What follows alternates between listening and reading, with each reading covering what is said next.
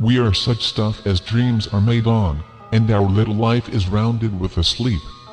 William Shakespeare, The Tempest. This interview that I, Dr. Jamison Neruda, conducted with Sarah exposes a fundamental deception that affects humanity across every dimension of life. This deception is that our three-dimensional reality and human consciousness have been programmed to be perceived as real, when they are not. This is clearly a very bold assertion, and is not made lightly. In this interview, I explain the forces behind this deception, what their agenda is, how humanity has been enslaved from its inception to today, and what we can do about it. It is, understandably, an unsettling narrative. After all, it exposes a reality where humans are biological hosts of infinite beings, suppressed by deceptive programs designed by entities from a different dimension. Humanity is unaware that we live in a designed reality, and that that designed reality includes everything. Over the past 15 years, there have been individuals who have written and spoken about certain aspects of this deception. From the scientific community, individuals like Herman Verlinde, Dr. Robert Lanza, Leonard Susskind, Gerard 't Hooft and James Gates.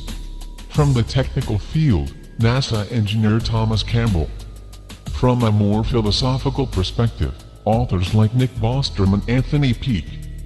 Scientific papers, too, have been released in this emerging field of reality definition like Constraints on the Universe as a Numerical Simulation by Bean, Devoody and Savage.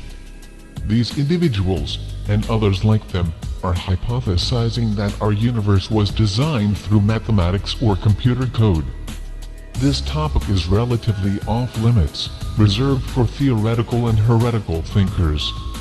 It shocks people significantly more than the discussions of UFOs or government conspiracies, because it is so fundamental. It is our reality, and the only logical conclusion we can draw is that we are prisoners in a deceptive reality. It makes reality feel like a lab, and we are the unsuspecting lab rats. From the spiritual side, many of our mystics and religious founders have reported that both our perception of the universe and the universe itself is an illusion. This theme is consistent in religious and spiritual writings throughout the ages. And while the mystics lack the scientific vocabulary to define the scope of this illusion, they nevertheless understood that we, as individuals, walk our lives through an illusory world that scientists are increasingly describing as a programmed reality. The question that rises to the top is, who or what is programming our reality and why? It is to this question that this interview seeks to answer and explain in layperson terms. It is understandable that those with a scientific or religious training will find this disclosure difficult, if not impossible, to believe. I am not trying to convince anyone. I merely present a narrative for how this happened, why it happened, where it is trying to lead humanity, and most importantly, how we can break out of the programming, all of us. This interview is not concentrated on the scientific realm. The science behind the hologram of deception is not based on the mathematics or physics of our spacetime. Its complexity and sophistication is well beyond our current understanding, so the attempt to define it in scientific terms would be an impossible undertaking. Even if it were possible, it would only muddle the real import of this information in arcane vocabulary and mathematics. The true focus of this interview isn't the scientific definition of the hologram of deception, but rather how we can free ourselves from its pervasive and illusory presence. The sovereign integral process is defined in this interview in detail, but you may have to listen carefully to hear and understand it. This process is truly the centerpiece of this interview. Whatever philosophical perspective you wish to attach to this information, bear in mind that it is shared in the spirit of oneness and equality, and that the sovereign integral process is a decidedly experiential practice. As thought-provoking as the backstory and the chessboard of reality, as depicted herein, may appear, it is the behavioral adjustments that are the real purpose of this disclosure. The WingMakers materials are not focused on knowledge or spiritual experiences. They are dedicated to the new behaviors that support the ongoing unfoldment of the sovereign integral process on Earth within the human species. It is this process that you are really experiencing in this interview. Whether you believe in the existence of the hologram of deception or not, the sovereign integral process remains available as a tool to use in your daily life.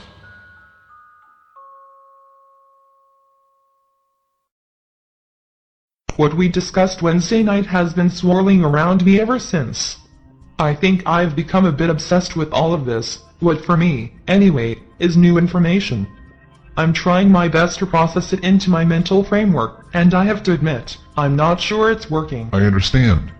I've held back some information for this very reason, not only for you, but also for those who will ultimately hear this. When we ended the last session, we agreed to spend more time on the Grand Portal. Is that what you're referring to, or is it something else? It's all related. It's a very, very big picture and broad timeline. Can you share it now? Let's take it one part at a time. With your questions, I hope it will all come clear, but I have to warn you that it will seem a little unwieldy or odd until the whole of it is out. Okay. Where do you want to start? I think we need to go back to the beginning to understand the true context of the Grand Portal. The Grand Portal is defined in the WingMakers materials as the irrefutable, scientific discovery of the human soul. Okay. Earth was, and is, a very unique planet. It was entirely of water, originally. But what made it interesting to beings was the fact that its core enabled it to have a gravitational force that supported manifestation. What do you mean by manifestation? That it began to traverse from an interdimensional planet of sound frequencies to a planet of matter, a physical matter. Its gravity-producing core, or nucleus, was able to literally create the conditions that allowed it to materialize itself over eons of time. How do you know this history? There are records of this on the disk that was taken from the 23rd chamber at the ancient Arrow site. But some of this we knew from other documents we've retrieved from the Sumerian record that have not been widely distributed. We've also had discussions with the Cordium that bear this out. So Earth started out as a water planet and it wasn't physical? Correct. This was when the Atlanteans lived within the planet. They were the race of beings that inhabited Earth at the time of its formation. The Anunnaki came to them and negotiated an agreement to allow the Anunnaki to mine a substance near the core of the planet. That would be, in its essence, what today we would call gold. These races of beings known as the Atlanteans and Anunnaki were not three-dimensional. They didn't possess bodies as we think of them today. Their existence was contained in a different range of frequencies, what we would call higher dimensional frequencies. Why did they want gold? The Anunnaki required it. The exact reason is unknown, but it had something to do with the way that gold modulated the frequency of their body. Gold was an essence to their race. It held a property that was vital to their survival. The record is a little vague as to exactly why it was so important. But these records mention that their entire planet had 12 major cities, and all of them were made of a semi-transparent gold. Even the Book of Revelations refers to this. Who are these beings? I mean, I've heard of the Atlanteans, but never the Anunnaki. They're a race of transdimensional beings. The Atlanteans were the only race of beings on Earth at that time, and they, the Anunnaki, sought permission to set up mining on Earth, which the Atlanteans agreed to. The ancient Arrow site is known within the WingMakers materials as the extraterrestrial time capsule that was discovered in Chaco Canyon, New Mexico. Why? They didn't see any harm in helping the Anunnaki. They weren't a competitor, because the Atlanteans were more numerous. The Atlanteans wanted to have an agreement with the Anunnaki, if only to befriend them for their technology. Also, the gold mining was in an area of Earth that was of little consequence to them. I don't see how this relates to the Grand Portal. It's a long story, and we just started, but I promise I'll come to that in a bit. Okay, that's fine. I'll be patient. The Earth began to materialize more and more. It began to harden in a sense. The gold with it, the Earth, and everything on it, was solidifying. The mining of the gold would soon become impossible for the Anunnaki, because they'd be unable to mine the gold if it were in a dense, physical state. Why not? Their bodies were etheric. They could not mine the gold if it was physical. They needed to have bodies that would be able to operate on Earth and mine the gold. How quickly did this happen? I don't know.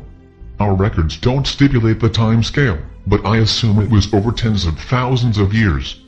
The point is that they needed to create a physical vessel like an astronaut would require a spacesuit to inhabit space. They tried hundreds of experiments and had the help of both the Atlanteans and Syrians. I assume this vessel is the human body? Yes, we call them physical uniforms sometimes. The WingMakers refer to them as human instruments. So the Anunnaki created a physical body to mine gold. You mean like a robot, or are you saying these were humans? No. These were the equivalent of ape men. They were pre-human by a long shot. But they were our predecessors. We sometimes refer to them as Human 1.0. But were they robots or biological? They were completely biological, but Human 1.0s were not fully physical. They were partly etheric. You see, the Anunnaki and Syrians designed them to synchronize with the evolving densification of the Earth. So as the Earth solidified, so did the human instruments. If they were biological, did they have a soul? We wouldn't call them human if they did that. Remember I mentioned the Atlanteans? Yes. The Anunnaki and Syrians placed them, the Atlanteans, inside these human uniforms. These were very advanced beings, but apparently naive. They wanted to be in these ape men bodies and mine gold? No, that was not their interest at all. In fact, they allowed the Anunnaki to mine their gold, but as the Earth began to solidify, they told them that if they could engineer a vessel to enable them to continue to mine their gold, that would be acceptable, but on a small scale. The Anunnaki had some kind of a falling out with the Atlanteans, and began to conspire with the Syrians and another race referred to as the Serpents. Each of these three races was interested in figuring out how to embody physical planets. They saw Earth as a laboratory of sorts to figure it out. The Anunnaki already had a human uniform. They simply needed to power it with a life source or soul. The bigger issue was how to get the Atlanteans into these embodiments, and keep them there. In effect, these three races conspired to enslave the Atlanteans within these pre-human vessels. The Atlanteans were the power generators that made these biological entities operate. Are you saying these primitive ape men had powerful souls inside them? I don't understand how that would be possible. It's a very complicated subject. The WingMakers wrote about the implantation of programs inside the human uniform, even version 1.0. The Syrians were mostly credited with this invention, but it was the offspring of Anu that really perfected these implants by programming them. The human uniform, version 1.0, was designed by the Anunnaki. The implants were designed by the Syrians, and the programming of the implants was designed and evolved by a being known as Marduk. Anu was the leader of the Anunnaki. He was known as the sky god in Mesopotamian times. The Anunnaki were the deities written about in the Sumerian text, known as the royal blood. That doesn't answer my question as to how a powerful soul would suddenly be plugged into an ape-man vessel and behave like a Neanderthal. Well, first, these were much more primitive than Neanderthals. But the answer is in the implants. You see, the biological entity or ape-man, as we're referring to it, was not able to operate in the physical world. They needed survival skills, how to eat, how to hunt, how to clean themselves, how to even move their bodies. All of these very fundamental functions were necessary to actually include or program into the vessel, which was the purpose of the functional implants. The implants were akin to the brain of the human 1.0, but it wasn't just in the brain. These implants were placed inside the body within various parts, like the chest area, middle back, wrists, ankles and so forth. The primary ones were contained in the skull. But generally these implants were networked to operate from the head or brain area. Why do you say the head or brain area and not simply the brain? Because it wasn't in the brain. Remember that human 1.0 was still part etheric and part physical. The implants also needed a similar consistency or sound vibration. They were placed into the bone or skeletal structure mostly, and some in the muscle tissue. These functional implants fused into the muscles and bone, including the DNA. The WingMakers put it this way. The DNA integration was for the intelligence of the plan. The muscle tissue allowed the life essence to power the functional implant. There was a central coordination point, and that was in the brain, but the implants were located throughout the body. This was an integrated system that was installed in the human uniform to allow it to be controlled, monitored, and programmed over time. It was the evolutionary stick and carrot. Doing it this way allowed the early humans to dig out gold, which, as I said, was their primary purpose, initially. I'm sorry to sound like a broken record, but I still don't get how such an advanced race as the Atlanteans could power these ape men and become slaves. It doesn't make sense to me. You have to understand that the implanted functionality was partly to make the human 1.0 and its power source, the life essence of an Atlantean, to function efficiently and effectively as miners. That was the prime goal. The second, however, was to suppress the power source, or in this case, the Atlantean beings inside the human vessels. They did this by making the power source ignorant of its origin, and the reality of its true expression, as an infinite being. When the Atlantean beings were placed inside the human uniform, they were essentially 100% focused on physical survival and functional performance. There were no relationships, no marriage, no reproduction. These were essentially cloned beings. They were all the same in terms of their appearance and abilities. Human drones, piloted by implanted functionality that the Atlantean beings inside became associated with as them. The infinite inside the body believed it was the body and the implanted functionality, and nothing more. What happened when they died? Let me be clear, these beings, the Atlanteans, were infinite, meaning they did not have space-time regulation. They lived after the body died. However, the Anunnaki created a set of planes, or dimensions of experience, that was the equivalent of a holding plane. That's what the WingMakers called it, where they could be recycled. Recycled? As in reincarnation? Yes, later on this became the basis of reincarnation. It allowed the Anunnaki to recycle the Atlanteans.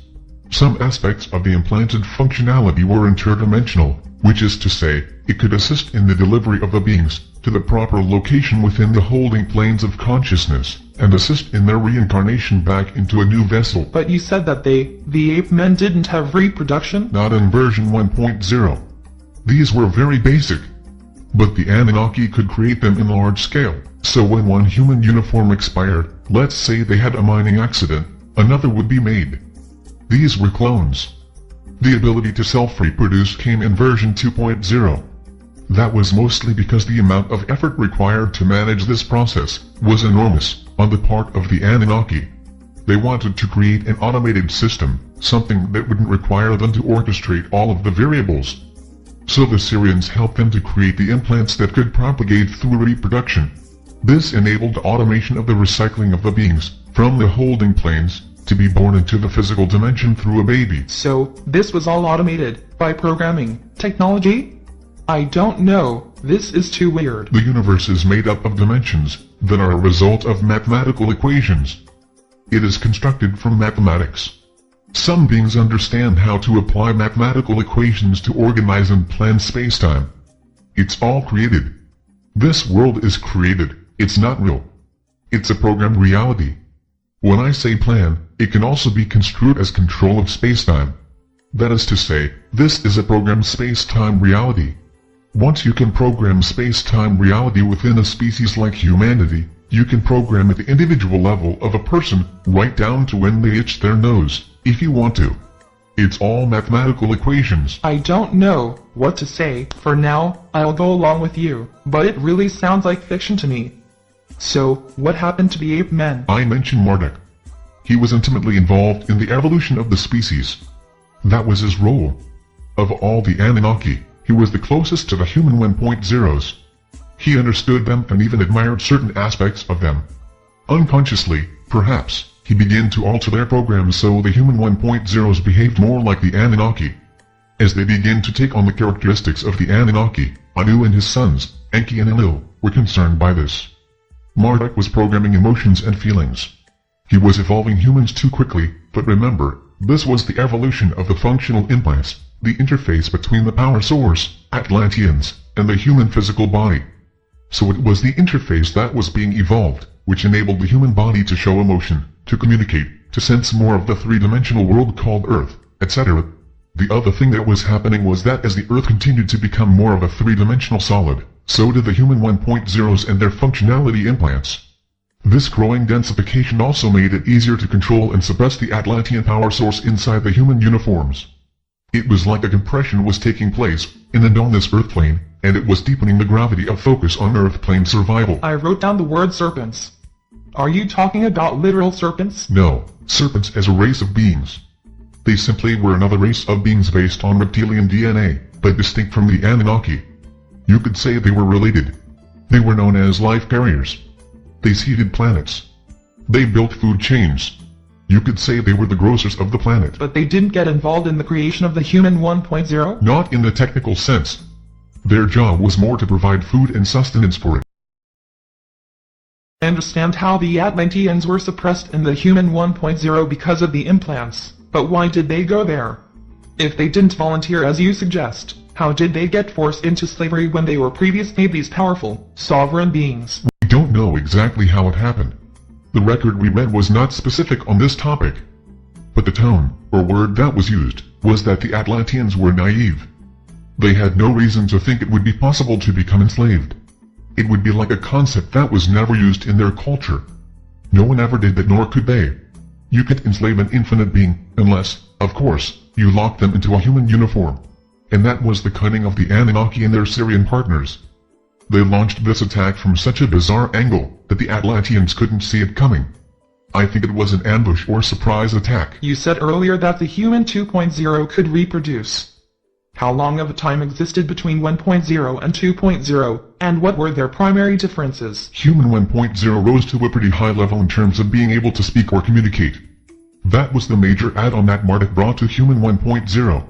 However, the psychological state of being a clone was too hard for Human 1.0. They all looked alike and had the same thoughts, so communication was helpful to a point, for example, coordinating a task, but actually having individual ideas no.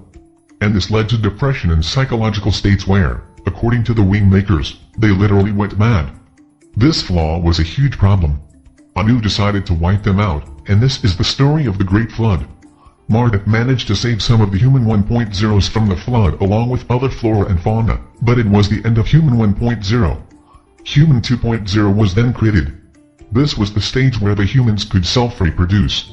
And when this happened, some of the Anunnaki impregnated female humans and brought in their bloodlines to the human species. This began the variations. This began the idea that humans were no longer clones. The concern, however, was that Human 2.0s might become too powerful and self-aware. What if the Atlantean power source became aware that it was an infinite being? This was when Anu decided that he should be God. Humans needed to have a lord or ruler over them, so it was clear that they were inferior to an external ruler. This was a key part of their program of indoctrination. Working with Marduk and the Syrians, they created the environment of Eden and created the paradigm of Eve as the instigator of the fall of humanity. This was, you might say, Act 1 of Anu as God. It was staged to provide the Human 2.0s with a clear sense of an external authority, and that they were expelled from paradise because they tried to be self-realized. It was like rebuking humanity with the fist of an angry creator who wanted his creation to remain identified with their human uniform. Kind of like saying, do not think for a moment that you can be like me. And the WingMakers wrote that this actually happened kind of like the Bible said? Yes. So the God of the Bible is this Anunnaki Lord, called Anu? Yes. Why are you telling me this all now? It seems like this information changes some of the previous information you've shared. To really understand the Grand Portal, you have to understand this evolutionary process, and the only way you can understand it is to go back to the beginning of the human race. So why did Anu want to be God? Remember that the original goal was the acquisition of gold. But when the Atlanteans rejected Anu, he began to conspire with the Syrians.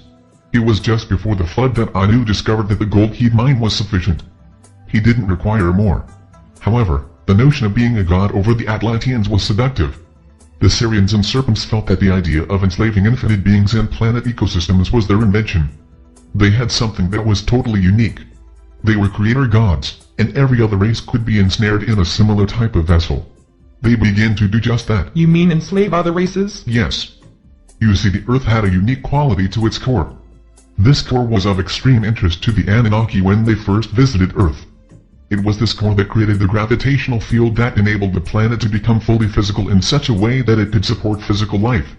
Of course, other conditions needed to be present, too, but it was this core that was the real key. Working with the Syrians and serpents, they began to do the same enslavement on other planets. They replicated the core of Earth and engineered a method for implanting this core on other planets. They were essentially terraforming a planet by cloning and installing Earth's core. So I guess the real question is, if you believe this, what are humans today? Are we simply more of the same? Are we human 2.0? When I said the human uniform evolves, it does, but this evolution is on a track, a pre-programmed track. The intent was to have Anu return on a cloud. The whole second coming was going to be the stage entrance for Anu. Humanity would evolve in such a way that his re-entry into our consciousness would be understood to be a good thing. Humanity's salvation. We would all be his children, and the glory of God would be upon the earth. That was the plan. From before the time of Jesus, that was the plan. Marduk programmed the entire. How long can these beings live? Again, the beings like Marduk or Enki or Anu are not based in space-time. They are infinite beings, meaning they have no end. They don't have an age. Neither do we. I'm trying to wrap my mind around all of this, but I'm finding it very hard to believe that human beings are simply uniforms for a programmed existence. Let me go back to your previous question about what humanity is now. The functional implants of the human interface are perfectly integrated within the human vessel. They operate seamlessly. So seamlessly, we do not know that they are not us. We have no choice in the way. We think our thoughts and emotions are us, that this space-time is what our thoughts and emotions exist in. Even the thought of the God, heaven, hell, soul, masters, all of these things, they're part of the program. It is integrated in both the dimension of the earth plane and the afterlife. The afterlife is part of the deception. Tell me more about this interface and its functional implants. The I Am Brain was the key element that the Anunnaki needed to design to make the functional implants operate. This is in Human 1.0. In Human 2.0 it was the DNA. Once this was achieved, the Syrians could design the consciousness framework, the human consciousness. Human consciousness is the key to suppressing an infinite being. Human consciousness, or the triad of consciousness, is composed of three interactive layers. The first layer is universal mind or unconscious, and this forms the link between the individual human and the entire species. This layer is what enables all of us to see what everyone sees, feel what everyone else feels, know what everyone else knows. It is the perfect way to unify a species in separation. In fact, that is the way we feel unification, through the unconscious mind. The next layer of consciousness is the genetic mind, as the WingMakers refer to it, or subconscious, in the case of Sigmund Freud. This forms the link between the individual and their family tree or genetics. This is where bloodlines are expressed. And then there is the conscious mind. This is the unique individual perception and expression, what most of us call our personality and character, which is built on this layer. The conscious mind of the individual is heavily influenced by the genetic mind, especially between birth and the age of 7 or 8. By that time the influence is all-encompassing. Remember that the Anunnaki created the biological form, the body, the Syrians created the functional implants, and Marduk executed the programming of these functional implants so they would evolve along a programmed path, leading to the return of Anu. This was expressed in the hierarchical structure of humanity that speaks of God and masters in religious and esoteric texts. This was all part of the design, to create various religions and esoteric cults that would support a vast hierarchy and order the human species into master-student relationships, and then create a multi-leveled afterlife that would reward those who believed and were obedient to their God or masters. You see, the whole principle that was behind this entire endeavor could be summed up in one word: separation. Everything exists in separation, within the earth plane and its afterlife planes as well. But, according to the WingMakers, what is real is that we are all imbued with equality and oneness, not through the unconscious mind, which only links us in separation, but rather through the life essence that is us. And this life essence is sovereign and integral. It is I am we are. No one is above, no one is below. No one is better, no one is lesser. But you're saying everything is a lie? Everything, I mean everything we've been taught to believe in, is a deception. How is that possible, or even believable? It's possible because the beings that have enslaved humanity designed a world, to which we adjusted over eons of time. We evolved into it in such a manner that we became lost in our world. The veils that have been placed over us are opaque. So much so that people operate as human uniforms, unaware that everything around them is illusory. It is a programmed reality that is not real. The WingMakers say everything is simply sound, holographically organized to look real. It's depressing. Only when you consider the scope of the deception and the way in which humanity has allowed it to rule their behaviors. The good news is that you're hearing about this now. It doesn't feel like good news. Each person can step out of the illusion. There is no master here. No God is going to come down and make it happen for us. No ETs. No one. It is each of us. This is what is meant by I am. I, it's like one. One, me, and one, all of us unified. Am, meaning exists now. In this moment. Not in history or memory. Not in some future time or goal. Now. It doesn't feel real to me. I was raised a Christian. I have no reason to believe that Jesus was an inside agent for this plan of deception. I'm not saying he was. Many of those who have come to Earth as human teachers have tried to reveal how deep and broad and high this illusion has been made. It is as far as the edge of the universe and as close as your DNA. Everywhere in between is illusion. Jesus came to reveal much of this, but the writers of the Bible decided what would be acceptable within the paradigm of life as we humanly know it. They elected to make Jesus a part of a deception. They saw it was time for a redefinition of God to accommodate an evolving human 2.0. God was suddenly a loving father, and all of humanity was brother and sister. So you're saying Jesus was aware of this deception, but his words weren't included in the Bible? Our opinion was that his words were so against the conditioned beliefs that people could not understand them as he said them. And so, over time, they were translated into the form you know them today. The biblical translation simply lacked the original potency with which he said them. Besides, there are two methods that can make exposing this illusion a very difficult proposition. What do you mean? The first is that the unconscious mind system is inside everyone. It's like a field of information that everyone can access. It can affect or infect everyone. A revelatory idea can be passed to a small number of people, but it lacks sufficient influence to generate mass awakening. So there's unconscious mind inertia. The other, and this is more pernicious, is that the functional implants are programmed, and like any program, they can be upgraded or even turned off. As I listen to this story, I feel a little overwhelmed at how to proceed with the interview. I'm not sure what to ask or what direction to take things. If I look at my notes, I see my handwritten note, "There is no God." Is this really what you're saying? The WingMakers refer to the triad of consciousness as having the God consciousness installed within it, in the unconscious mind layer. But they also report that as the individual develops from about the age of 6 or 7, they begin to assemble their individual personality from the elements of the subconscious layer. By the time they're 12 to 14 years old, they have their unique personality well in place. For some, this uniqueness is shutting out the existence of a God. From Anu's perspective, this is fine. He probably likes having atheists and agnostics. It's more separation, more diversity. In fact, the greater the diversity in the human family, the greater the separation. The greater the separation, the easier it is to keep the program of enslavement intact. Choose sides and disagree with your opponents. Compete. It fuels wars and social unrest. As for the existence of God, we, collectively, are the closest thing to God. We are. That's the clear message of the WingMakers. There is a first source, the creator of the life essence, a center point in existence that created the framework of existence through sound. But what about the ones who are enlightened or spiritual masters? They're all made up. No, it's not that they're made up. They exist. It's just that their existence is within a human interface or functional implants. They exist there. We, us, the being that is I am, that being is not of that reality. It doesn't really exist inside the holographic stage that was created by interdimensional beings millions of years ago.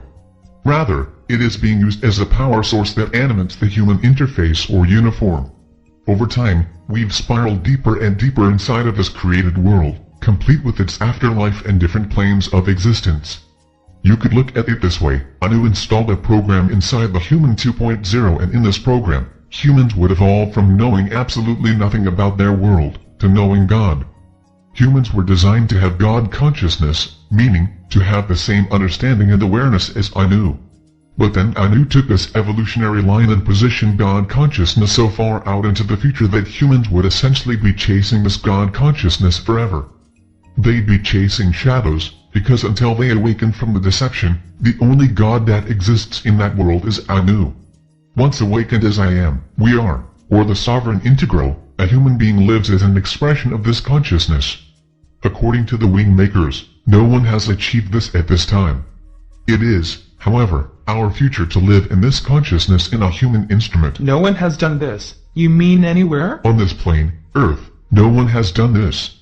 But remember, the WingMakers are human in a future time. They have returned to our time to crack the shell open a bit. They have traveled to our time to remind us of what they discovered. They left this enslavement, so we will do it. But you already said that space-time is an illusion. That's true. It is, but it's hard to imagine that the universe in which we exist is really a hologram projection that was programmed inside our unconscious mind, and we're really inside this hologram, wearing a human uniform that was outfitted to perceive only this hologram. The WingMakers say that the real world is sound. Everything is sound and resonance of sound. Everything we have in our human uniform for sensing our universe is millions of years of evolutionary design to tune into that hologram and only that hologram. How does that hologram extend beyond this physical world then?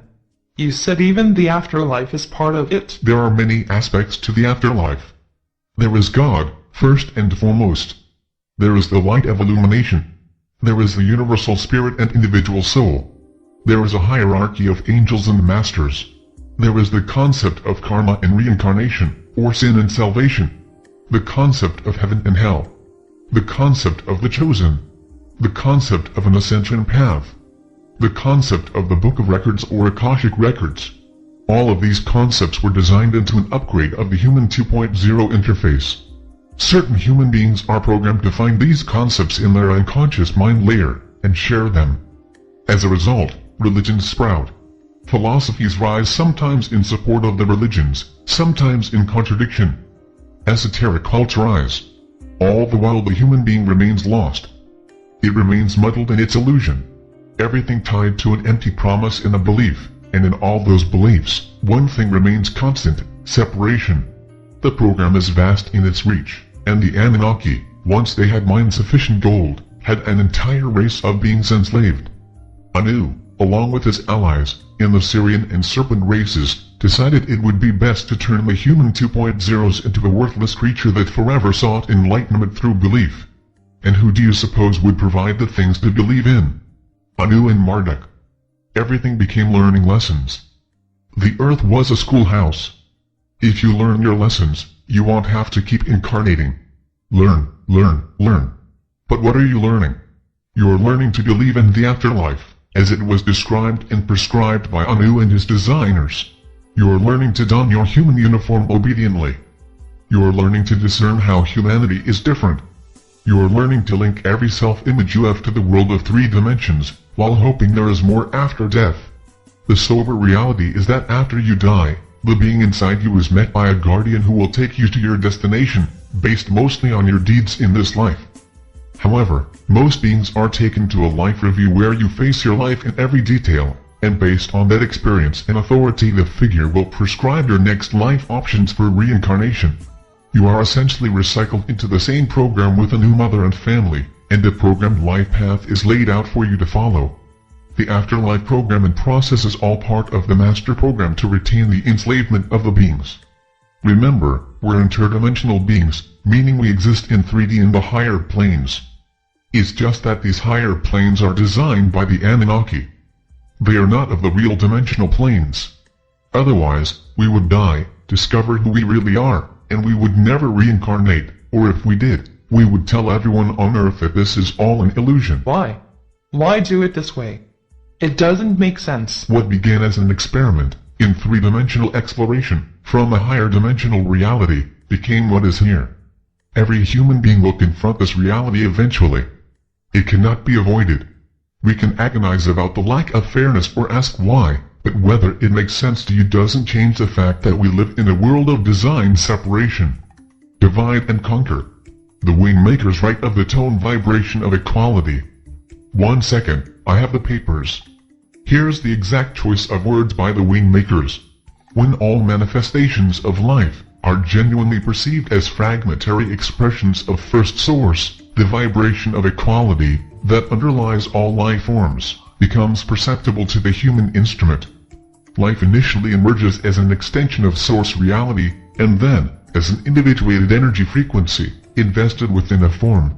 It vibrates, in its pure, timeless state, precisely the same for all manifestations of life. This is the common ground that all life shares. This is the tone vibration of equality that can be observed within all life forms, that unifies all expressions of diversity, to the foundation of existence known as First Source. It's so abstract. How does it help? Maybe it doesn't. I don't know. But the thing is, to change, to step out of this illusion, it requires each of us to wake up and stay awake. It's not reading words that will change this. It's the profound nature of new behaviors, because these behaviors signal that our consciousness layers are understood as separate from who we really are. We have to operate as I am, we are. Where does the incunabula or Illuminati belong in this narrative? In the triad of power, the incunabula is the capstone, also known as the capstone of the elite. I'll answer that later. I want to continue the story a little further. Okay. Human 2.0s and Earth continue to densify. We become increasingly three-dimensional. We are actually denser now than we have ever been, in terms of physicality. There was a time, about 40 years ago, when we thought alien races were actually leaving spaceships behind on purpose, but what we discovered, more recently, is that most of the aliens were not physical beings. They were observing Earth, and their spaceships actually became entrained by the gravitational circuits of the Earth's core, which caused their spaceships to materialize in three-dimensional space. Because many of the materials used in the ship's construction had chemical properties, they were prone to densification when exposed to Earth's atmosphere. You mentioned the Earth's core as being the cause of all of this. What's so special about it? The magnetic fields associated with Earth's core are unique. They are, in the words of the WingMakers, alive. We can only assume that alive is an aspect of intelligence. The point in this, however, is that everything's densifying. It is compressing. It is compressing for a reason. The old systems can fall in unison when density reaches a certain critical mass. And that is what will happen. When? All I can say is that it is soon. I don't want dates and times associated with it. But do you know? We know a range. More than 10 years? Yes. More than 20 years? All I will say is that the WingMakers term for this is SIN, or the Sovereign Integral Network. SIN is the definition of the new system. They said it can come in an instant once the right conditions are in place. What is unclear is how SIN develops after the grand portal in Human 3.0. That's the first time you've mentioned Human 3.0. What is it? If human beings are trapped in a prison of illusion, as Human 2.0s, and their interface to the holographic universe is the reason for their being trapped, then a new model needs to step forward. Human 3.0 is this new model. It is the formula of self-realization. It is stepping out of the constructed universe or reality, and living as a self-expression of I am, we are. Human 3.0 is the sovereign integral. I call it Human 3.0 SI. You see, the Grand Portal is a way to synchronize humanity to a new inception point where it is living in the expression of oneness and equality, sovereign and integral, I am and we are. It is a way for humanity to move from separation, which was its previous inception point, the one that generated Human 1.0 and 2.0. Human 3.0 SI will have a new inception point, and the reason for the Grand Portal was to enable synchronization, because how can you have a network of equality and oneness if the beings were not synchronized? What is soul, then? Soul is an idea or paradigm that has become part of the human reality program.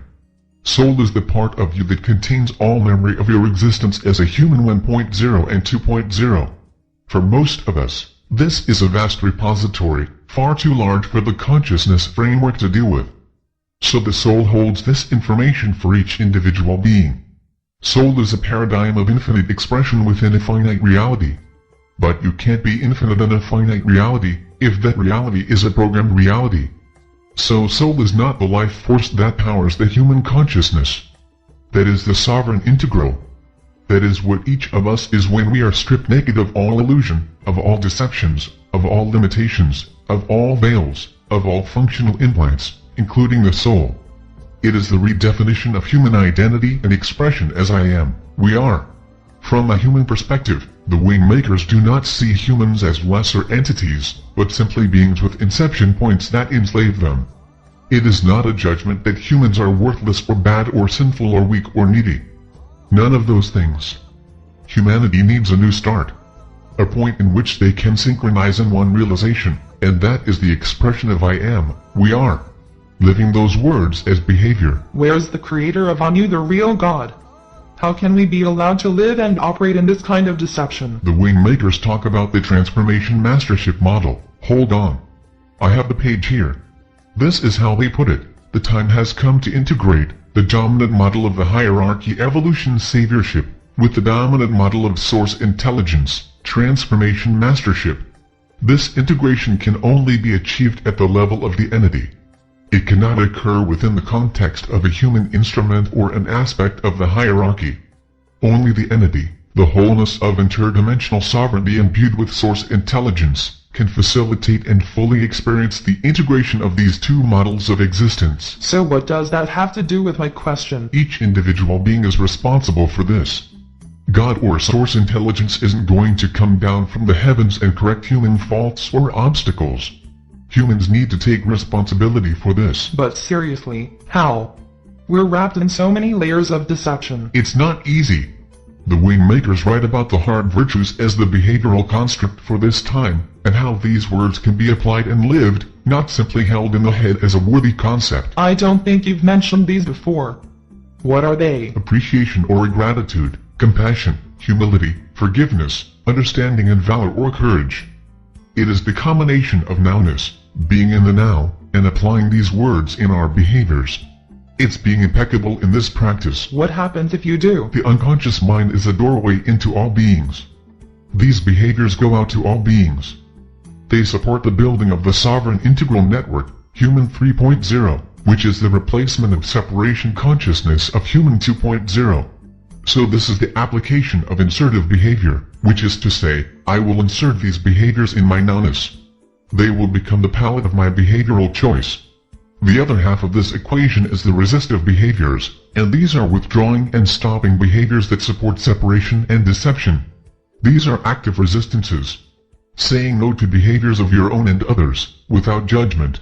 Again, whether you operate in the insertive or resistive behavioral mode, you are affecting the whole.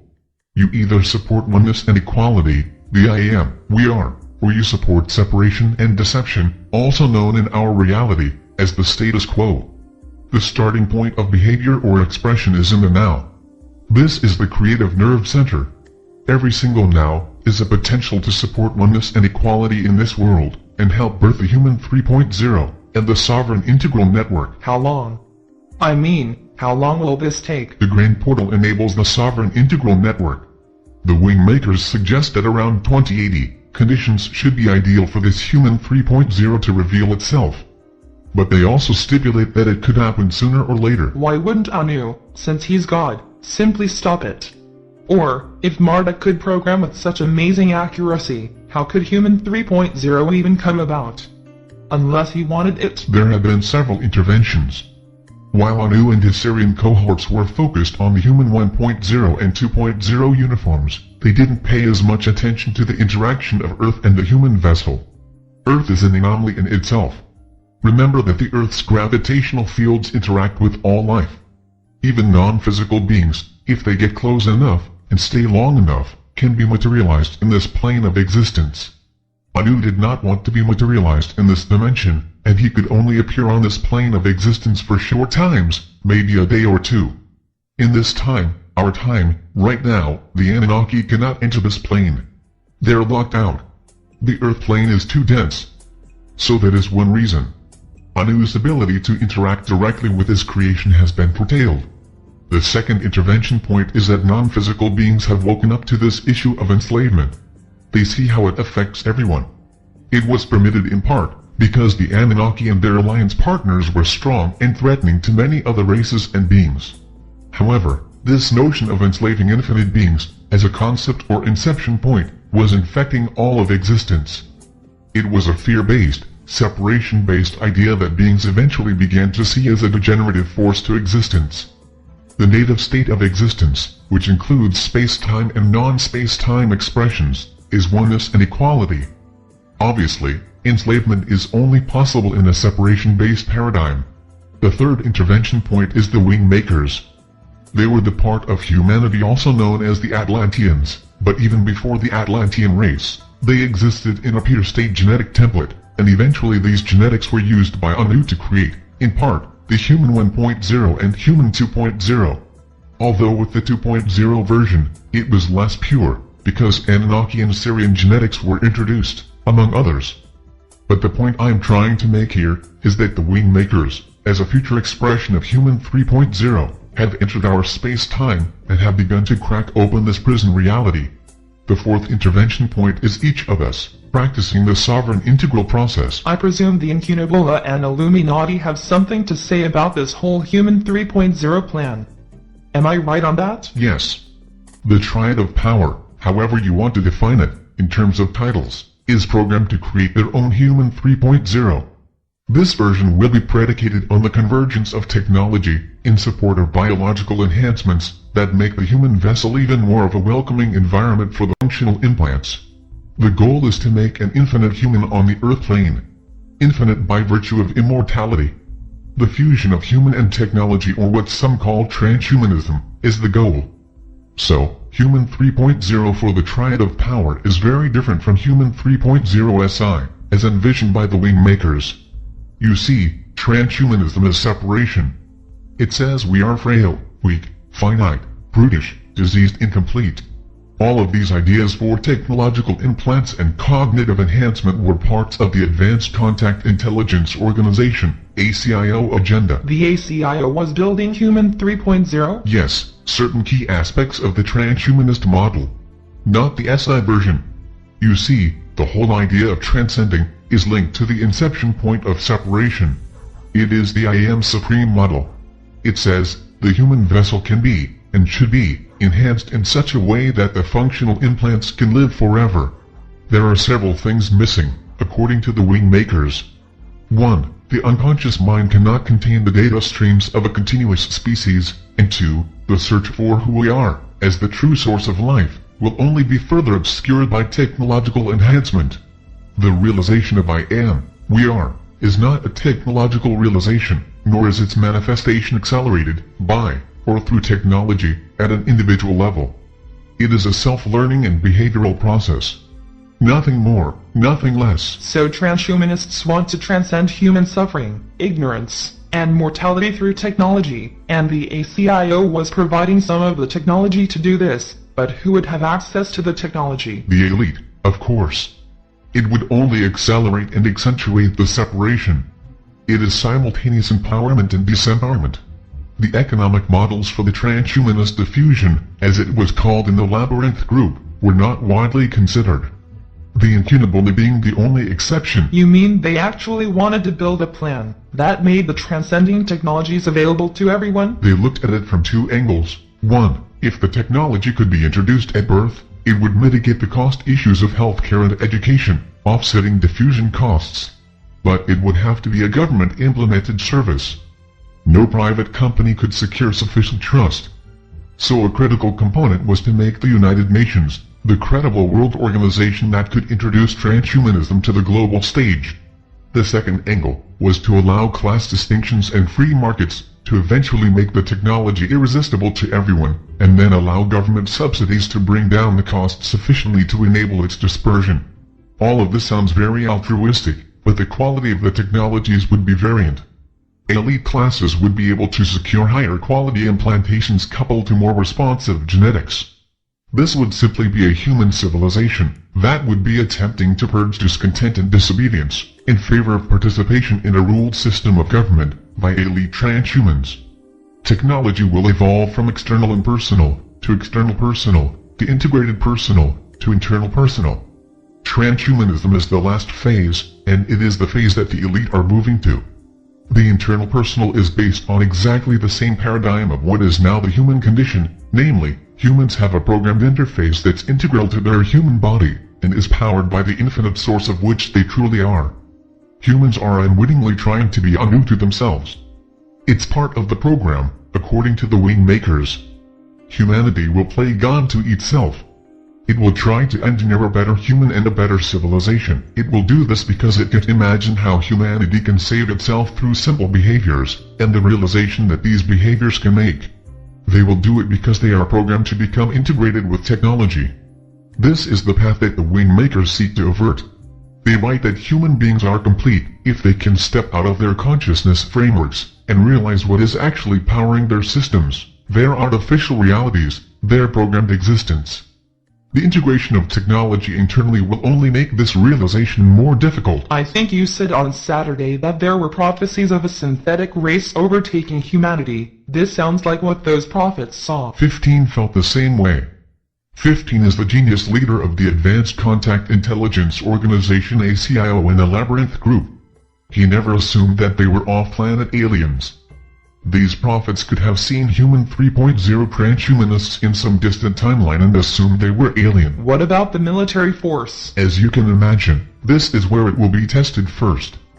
There is a whole field of psychological technology that has laid the groundwork for the real internal technologies to flow into the military. It will be released there initially, so it can be properly defended for testing purposes. Once it's proven there, it will converge with the integrated personal technology programs of the corporate elite. When you say integrated personal, what do you mean exactly? Miniaturization of the technology will enable it to adorn the body. It will not be internal yet, but it is part of the human body, like clothing, glasses, watches, and jewelry. Bear with me, but let me see if I have this straight. Human 1.0 was a creation of a godlike being. No. Anu is the same as us, or the Atlanteans. He was no more intelligent or godlike. He was deceptive. That is the only distinction. Okay, but Anu created Human 1.0, and then found them to be too similar to his own capabilities, and feared they would one day figure out that they were Atlanteans, enslaved by the Anunnaki. And he was worried about the consequences of that discovery. So, he wiped them clean with a planetary flood. According to the WingMakers, the flood was one part of the extinction program, but there were also nuclear weapons that were discharged on the planet, most of which have been explained away as meteorite impacts. But the WingMakers write that these were advanced weapons used against human populations that had avoided the flood. Okay. In whatever way Human 1.0s were eliminated from the planet, they were replaced by Human 2.0, and these included upgrades like self-reproduction and more advanced programming. And central to this programming was the notion that Anu was God, and would return to his creation. Correct? Yes. And the next upgrade to Human 2.0 branches out like a fork in the road. One version of Human 3.0 goes down the path of technology integration, or transhumanism. The other version, 3.0 SI, is a more organic process of using behaviors to support this process of becoming a Human 3.0 or sovereign integral, and then becoming part of a network of these sovereign integrals. Is that correct? You have the general idea, yes. And the Triad of Power wants Human 3.0 to go down the path of technology integration, because that is how they are programmed, to emulate their god, Anu.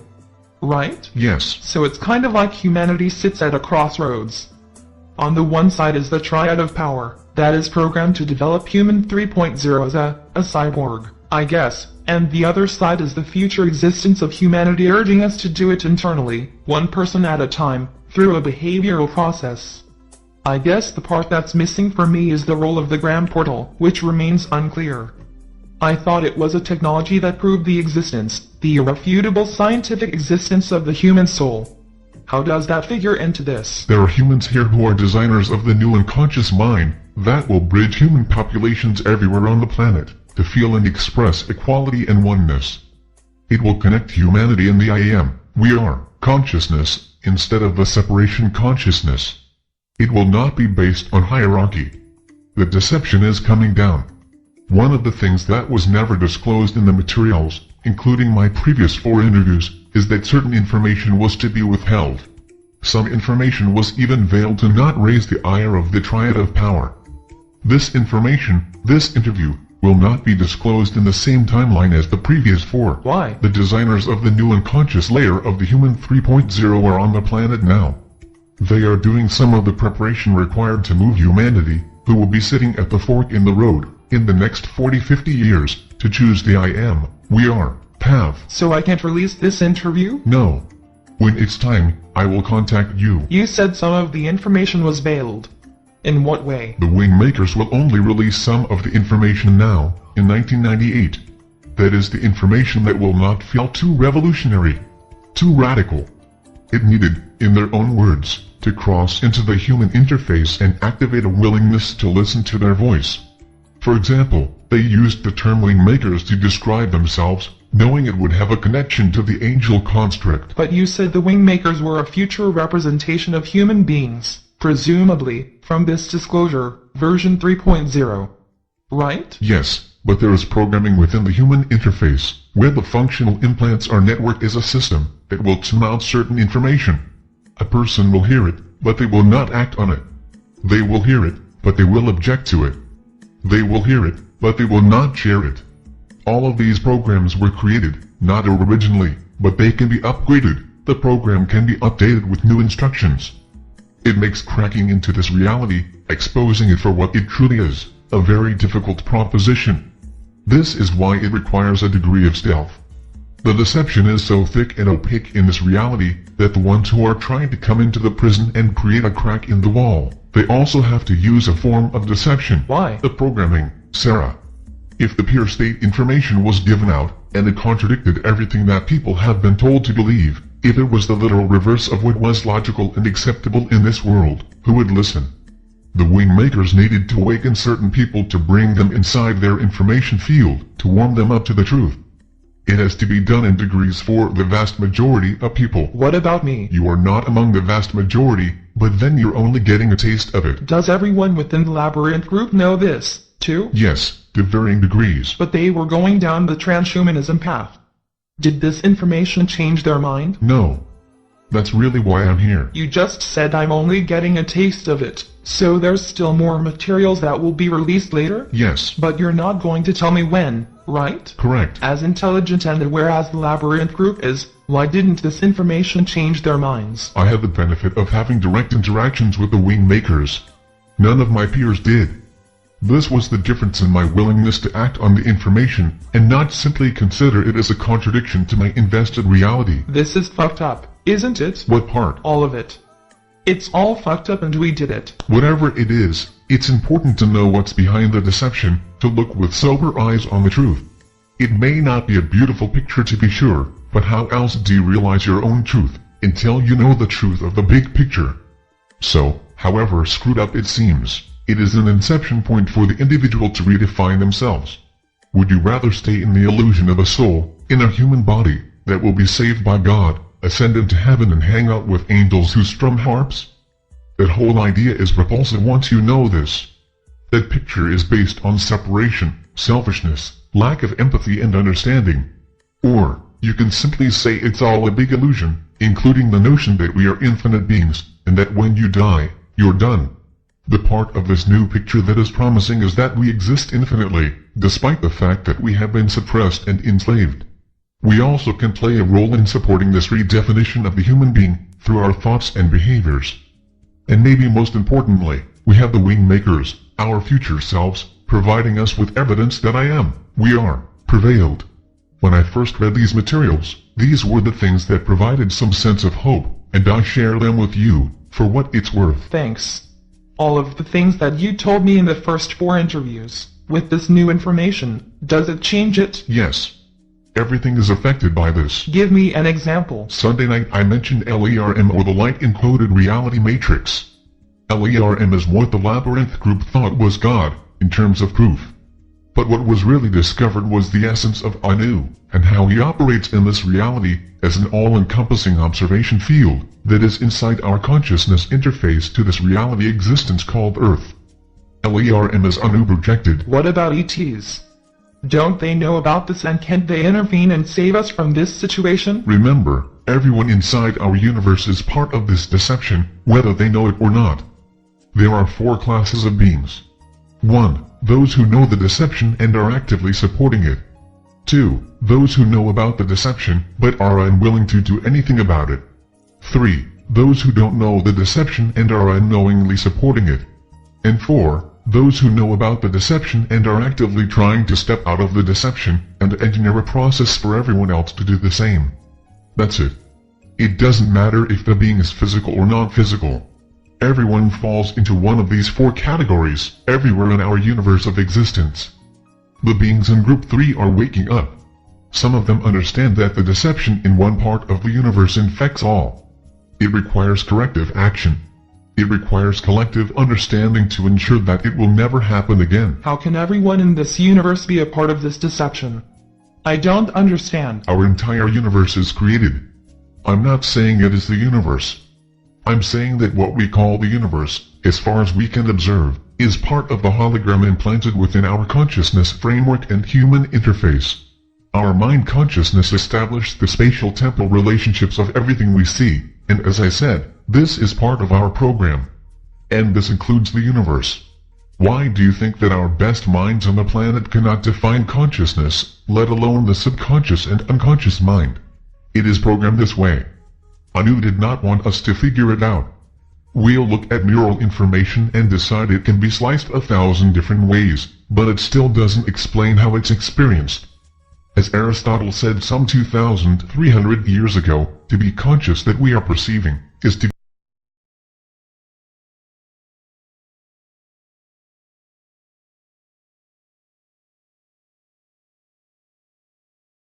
So, are we an isolated life form that confronts our external, separate reality?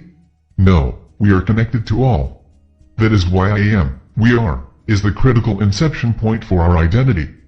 Any being that does not confirm their belief in this, is not aware of reality. It doesn't matter where they exist or what vessel they wear. It doesn't matter if they want to save humanity. They must first act from this inception. The universe, as immense as it appears, is a hologram inside a programmed existence which every human being agrees is reality.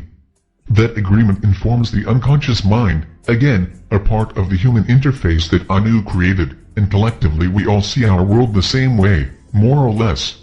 We have been told there are trillions of planets with life. That the universe is abundant with life forms in various dimensions, but what we know is here. On Earth. The tangible, visible Earth. Are there other beings? Of course. I've seen them. Will they save humanity? They can't. They can only support.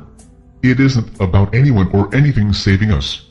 It is about a redefinition process that can only occur within each individual entity. It isn't about being beamed up or ascending to some higher, protected dimension.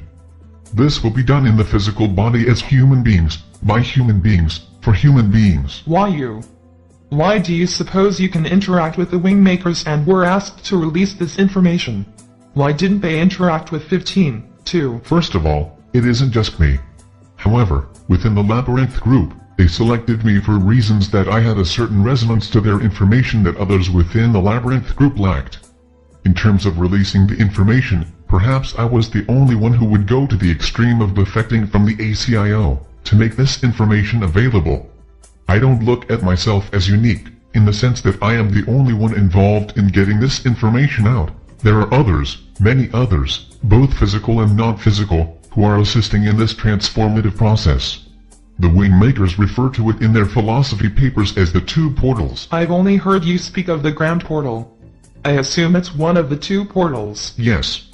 The Grand Portal will be released in the WingMakers literature as the irrefutable scientific discovery of the human soul, and in a way, that's true, but it's not the whole story. The two portals are defined as the crack and the wall demolition. I hope you plan to explain that. Yes, well, the crack is the first portal. It is the portal between worlds. It is a human, and that's about all I know at this time. A human who does what? That can step between worlds. I realize that thousands of people, even famous people, have claimed to have visited heaven, but according to the writings of the WingMakers, it is not true. They have wandered into the astral world, which has many dimensions, but this astral world is part of the creation of Anu, in terms of our programming. Our true dimensional existence is not of Anu's creation or formulas.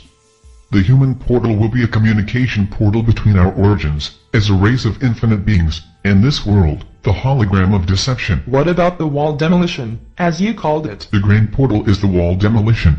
That's when the wall comes down, through the efforts of all beings that are undergoing the sovereign integral process.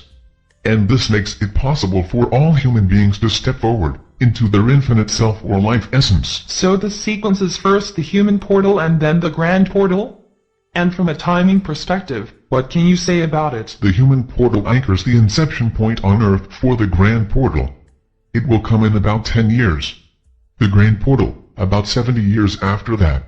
Those are the rough time frames I've been given, but always with the stipulation that these times can shift and change. What does science say about this? Science in terms of what? I mean the whole notion of the universe being a hologram or illusion created inside our head. Science is not able to explain it.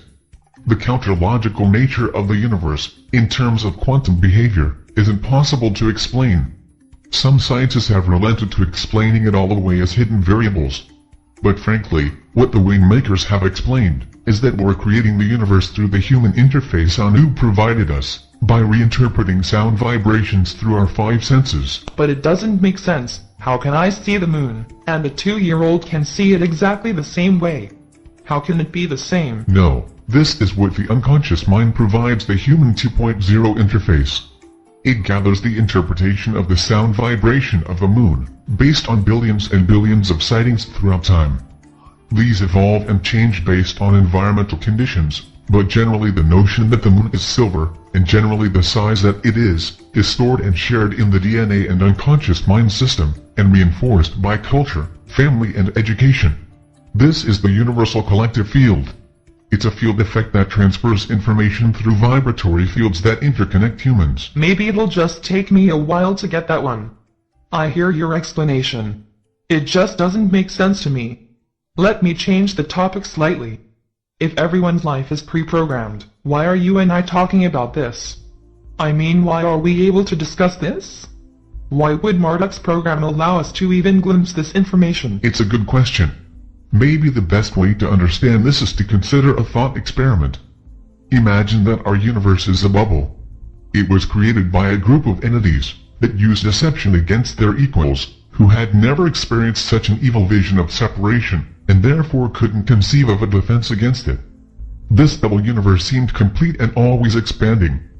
In many ways, it was an ideal platform for life, and yet only one sentient life form seemed to exist, on one tiny planet inside this vast, near infinite universe. Inside this same bubble, there were vibratory dimensions that became known in religious circles as heaven and hell, and in spiritual and psychic circles, as the etheric and astral planes. These planes exist inside the bubble, but are not visible with the human interface or 5 senses. We'll call this Bubble 1. External to Bubble 1, imagine there is another universe or dimension of existence. It is vast and encompasses Bubble 1 wholly. Within this second, larger bubble is the dimension from which our life essence originated prior to its insertion into Bubble 1.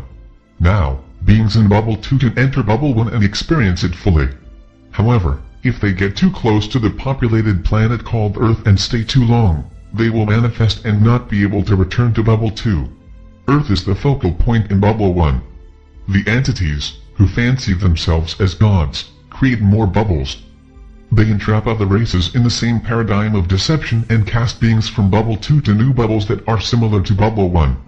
These entities essentially plan to take over Bubble 2 for themselves, while making their equals, who formerly shared Bubble 2, enslaved worshippers who look to the rulers of Bubble 2 as their gods.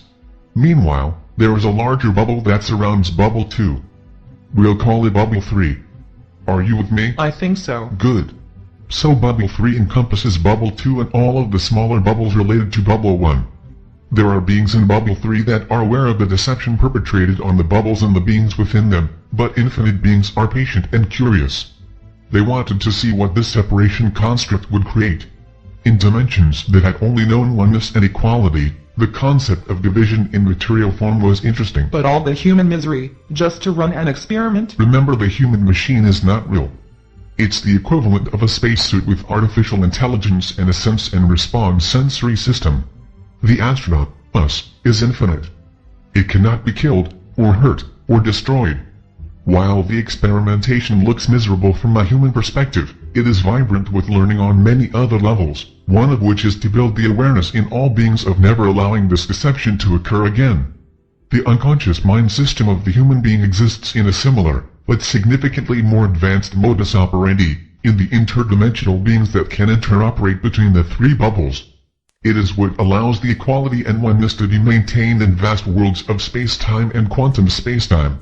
Now, within this thought experiment, you can see that the dimensions of space-time are more dimensional than one universe. That entities exist in these various bubbles, experimenting with their creation. Sometimes in this experimentation, They decide to enslave through the constructs of separation and deception. This occurs with issues that human beings can relate to, like scarcity, preservation of a race, unintended consequences of decisions, service to self instead of service to truth. All of these elements were in the behavioral equations of Anu and his Syrian accomplices. At some point, the lessons are learned. The entire experiment solidifies and hardens to such a degree that it cannot really compress anymore. Its value rapidly diminishes from that point. When this happens, beings will intervene. In our case, we intervened in the form of humanity returning to warn of this reality, hence the WingMakers intervention. As for why we are talking, it's simple. Marduk is not the only one who can program. And what does that mean? In today's world we have programmers who can write code that take the user of that code from one experience to the next. It moves them from point A to point B. Programming is an aspect of time. It's a directional process. You're aware of hackers. They come in all sizes. Earlier this year a 15-year-old kid hacked into the US Air Force. Even Microsoft is finding it impossible to protect its NT operating system. The hacker mindset is again a manifestation of separation. It is a polarity. A mind game of sorts, complete with ego and sometimes greed. Mostly, it's a reminder that whatever's a fortress remains vulnerable. The program that Marduk created is similar in concept to our software programming, but infinitely more complex and advanced. However, as any hacker will tell you, anything can be hacked, with the right technology and skill. Our programs have been hacked. We've been altered. We're not connected in the same way to the grid lines that rule this hologram that I called Bubble One a little earlier. Who? Who did the hacking? I could give you a name. I don't know. I've been told that there are many resources that are being used to create the crack in the wall, and then, from the inside, that's us, humanity, we'll push the wall down collectively and walk out of this prison. We are part of the crack. I don't remember volunteering. For what it's worth, neither do I. Okay. I'm going to shift the conversation a bit.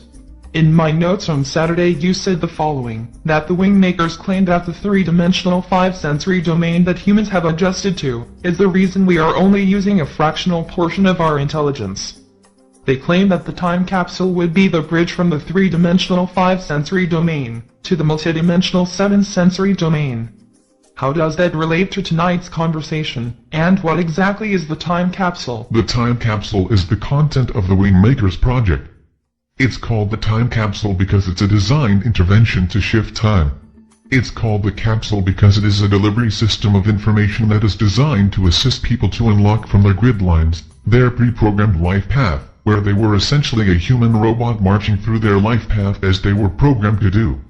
Until the WingMakers disclose this aspect of their intervention, they can't disclose the real meaning behind their words.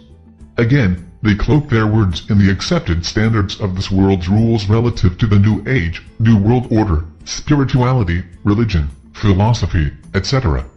This gave them an accepted anonymity.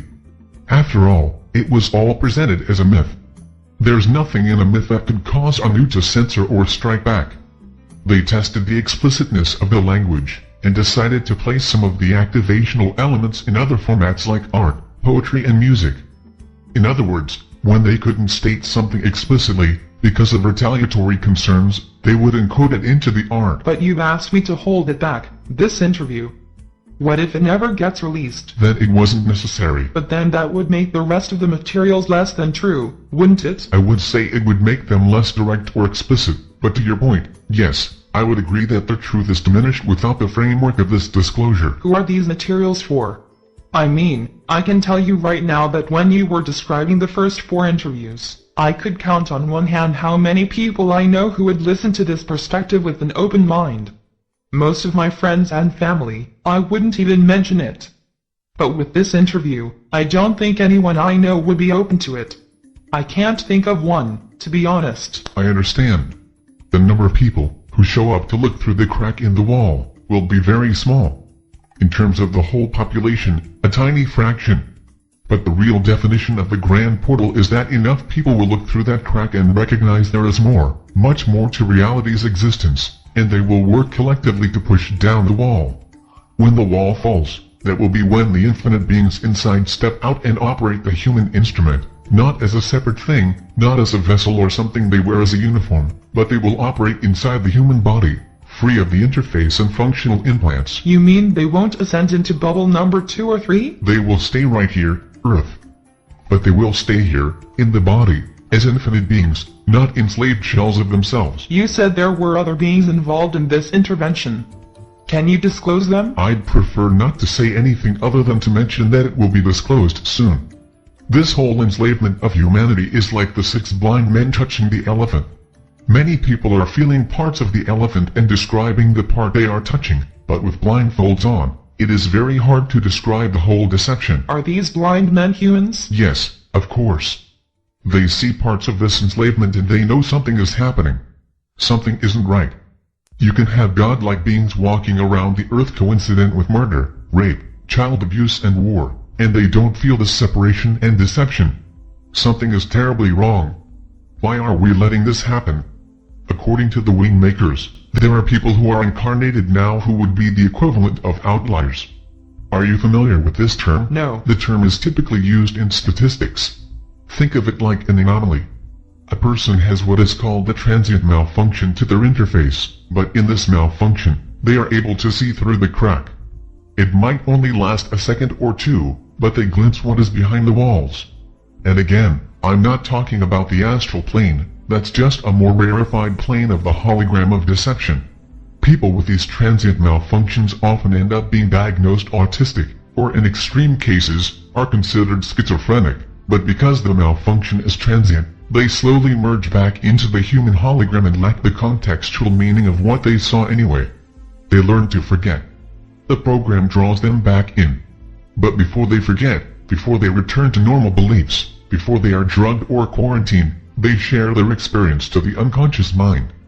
And this begins to express itself through culture. It'll come out in movies, books, theater, art, poetry, and many of these expressions will help to feed the unconscious mind and open it up to the possibility that the scale of our prison encompasses even the light, even science, even angels, even God. Do we wear a target on ourselves when this gets released? I mean, will Anu decide to take us down if this goes out? Believe me, I've probed on that issue. There's risk involved. How much? I don't know. The WingMakers explain that the creators of this plan have resigned themselves to the intervention, but that their equivalents here on Earth are not as excited by those prospects. It'll work its way out, but it'll take some time. What happens between now and the grand portal, when the wall gets pushed down? All I can tell you is that the triad of power will continue to consolidate. The money system will continue to spiral away from the many into the hands of the few. This was part of the original programming. Relating to the return of Anu? Yes. Anu would step in and solve the world's problems and be anointed. Anu would use the centralization of the money system to integrate technology into biologic systems, so they would be able to have infinite existence in Bubble 1, Earth. That way, Anu reasoned, he could be God in this world forever. But as I said, this plan was not perfect in the sense of its infinitude.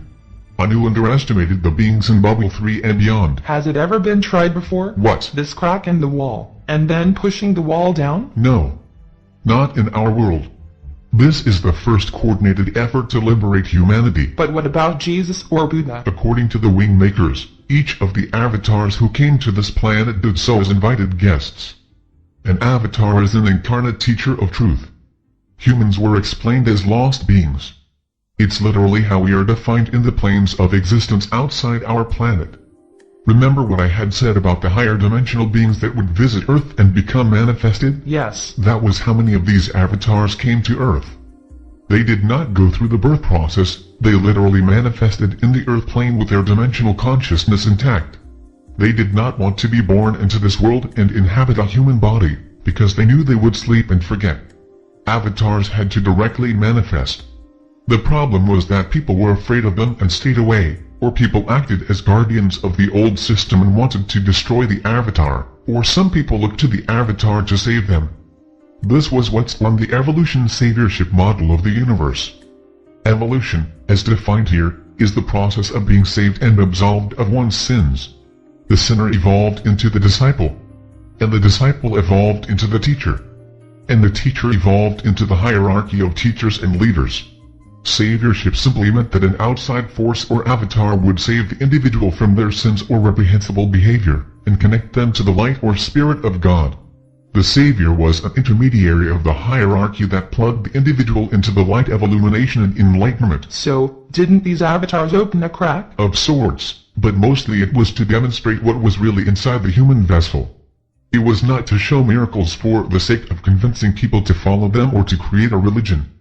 The resurrection, for example, was not a piece of theater to underline Jesus' unique stature as the Son of God. He was not that. That was written in later. As his popularity grew, it was understood that Anu and Marduk could utilize Jesus to strengthen Anu's hold on human culture, and reposition himself as a loving God, the father of great entities like Jesus. Avatars were generally considered an annoyance by Anu. Usually they were killed or locked up to wither and die. Stories would be created to either cement them to Anu's glorification, or they would be vilified and deemed to be of Satan. There was no middle ground with avatars. Jesus was really the first avatar that Anu decided to embrace and create a world religion around. Each of the other world religions were modeled after Christianity, even those whose founder was not technically an avatar. Avatars were very rare. They wanted to come in and push down the walls, but they needed a large enough following to bring the whole wall down. A crack wouldn't be enough. And if they came simply to show the nature of the infinite being inside each human uniform, they risked a religion being built around them that would become, over time, welded to Anu and the holographic, multi-layered deception that hung over humanity like a dome. The WingMakers refer to a new type of being called the sovereign entity. These are pre-sovereign integral beings, but they are seated with the capacity to step out of the hierarchy, and in doing so, they allow themselves to examine information that others would attack or ignore. Unfortunately, the information that will liberate people is the very information they are programmed to attack. When you use the term hierarchy, what are you referring to exactly? The WingMakers seem to use this interchangeably with Anu at the top, his leadership within the dimensions, or bubble 2, and his leadership on Earth in the form of the triad of power. Collectively, this is the hierarchy. Can you help me understand how it is that no one knows about this? I mean, out of 6 billion people that walk the earth now, and I don't know how many over the whole history of mankind, but it must be, I don't know, about 100 billion or so. How could it be disguised? That's how many life expressions, perhaps, but not beings. Because of reincarnation, right? Yes. But to answer your question, it's done through the interface of the human vessel. The interface is what most people consider to be them. That is their consciousness.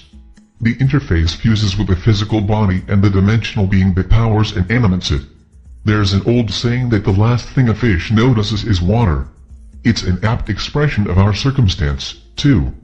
Humans have been living in this consciousness of a human body ever since they were first created. It is all they have ever known, and because of the sophistication of the technology that underlies this entire deception, we are thrown distraction after distraction to never, ever consider the possibility that everything is a part of an illusion, everything. While it seems impossible that 100 billion lives have existed and not one has peered through the crack, it would be like going to the deep sea where the bioluminescent fish live, and explaining to them that a world exists of light and warmth. Maybe one or two would venture from the depths if they were told of this world, and they would return and report that they had experienced this strange, mysterious world. But never would they imagine that a whole world of land and air existed above that, where beings of entirely different natures walked on dry dirt and breathed air and looked at stars a billion light years away. Humans are a lot like those bioluminescent fish. Okay, I understand the analogy, but no one? Momentary glimpses through cracks, that's all. The avatars that manifested here have operated the closest to our true nature on this planet, but those who have gone through the birth process and have human DNA, they are locked into their interface or they are quickly removed. Tuesday you talked at length about Lucifer and his creation of the Animus. Where's that factor into this story? Until last night I didn't know if this interview would even take place.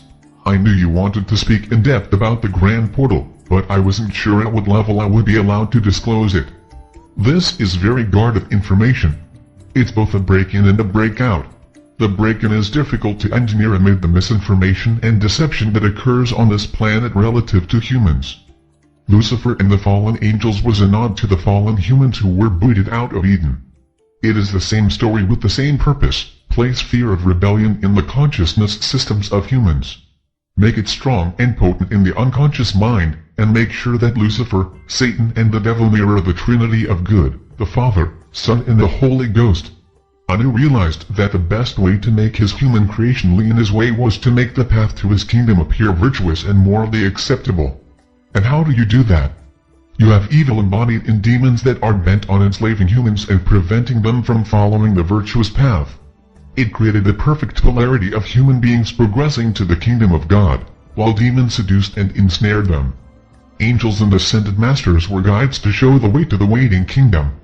Eastern traditions used demigods, hierarchies of masters, meditation, but it was based on the very same polarity, which at its most basic level was light is good, and darkness is evil. So with that said, let me return to your question about Lucifer and the Animus. The story of Lucifer is like a prop on a stage. With Lucifer in play, the stage is more dangerous. You can place blame. You can deflect blame and responsibility from the morally righteous and God-fearing humans. You can infer that your enemies are enslaved by demons that do the bidding of Lucifer or Satan. This creates conflicts that lead to wars. This creates histories of conflict which sow generation after generation of people who are living their forefathers' conflict. Amid all of this, God grows in stature and importance. Everyone wants to claim that God is on their side. Lucifer was a catalyst to enlarge the importance of Anu, to make humans dependent on him even though they never saw him, heard him, tasted him, smelled him or touched him. He was in the universal field, vis-a-vis the unconscious mind. It was programmed this way, and religious culture only made it feel more real. The Animus were the human 3.0, in the trajectory envisioned by Anu, to support his infinite supremacy over humanity. His goal was to synthesize humanity with technology. The Animus were us in a potential future. There are government organizations, corporate entities and research institutions that share this same goal even as we speak. How did the decision get made not to release everything? I've said that the WingMakers materials are extensive. There are 24 philosophical papers, but only 4 will be released. The 4 interviews we previously done, as I told you, these 4 will be released, possibly not all at once, but those have been sanctioned. This interview and the remaining 20 philosophy papers will not be released until certain conditions are met. What those conditions are, I don't know. I assume it has to do with the discovery of the portal, the human portal I mentioned, and getting the crack in the wall established in this world. Once a foothold is made in establishing the inception point, perhaps then the other materials can be released. As for how the decision is made, let me be very clear that this is not my decision. It is determined by the WingMakers. An intervention from time travelers is a very sensitive operation. Many variables need to be weighed and considered. Forgive my blunt question here, but how do you know that the WingMakers aren't part of this whole deception? At some point you have to trust your feelings and intuition, otherwise everything is just a purposeless mental exercise. I can say that I'm 100% confident. As a scientist, I'm disbelieving by nature, but everything I've read and studied is consistent to their stated goal, which is to establish a new inception point for human beings in this specific time. Their first disclosure is a cloaked message of hope. An energetic rewiring of the spiritual philosophies of this planet, away from masters, organizations, hierarchies and belief. It is more focused on becoming a spiritual activist, or practitioner of behavioral intelligence. It is about activating pre-sovereign integrals, who are able to understand the evolutionary scope of the human being, and help it to veer in the direction of the sovereign integral. The next or second disclosure will be the activation of the human portal. I don't know yet how this will unfold, only that it will happen relatively soon. The third disclosure will be this interview, and possibly other material. When this interview is released, it signals that the inception point has already been made. According to the WingMakers, this means that the grand portal will occur on this planet. Once the new inception point is anchored, it will unfold to plan. I have made the decision that if the second disclosure occurs, I will commit to this plan 100%.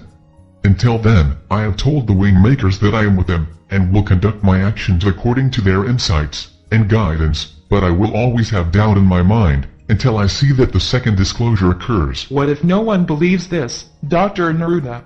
What if you release this interview sometime in the future, and no one can relate to it or, as you suggested, they attack it? What then? Is the human portal sufficient to make this whole thing happen? Yes. That's what I've been told. Once the inception point is anchored, it will all unfold to plan. So no one needs to believe this, it'll just happen?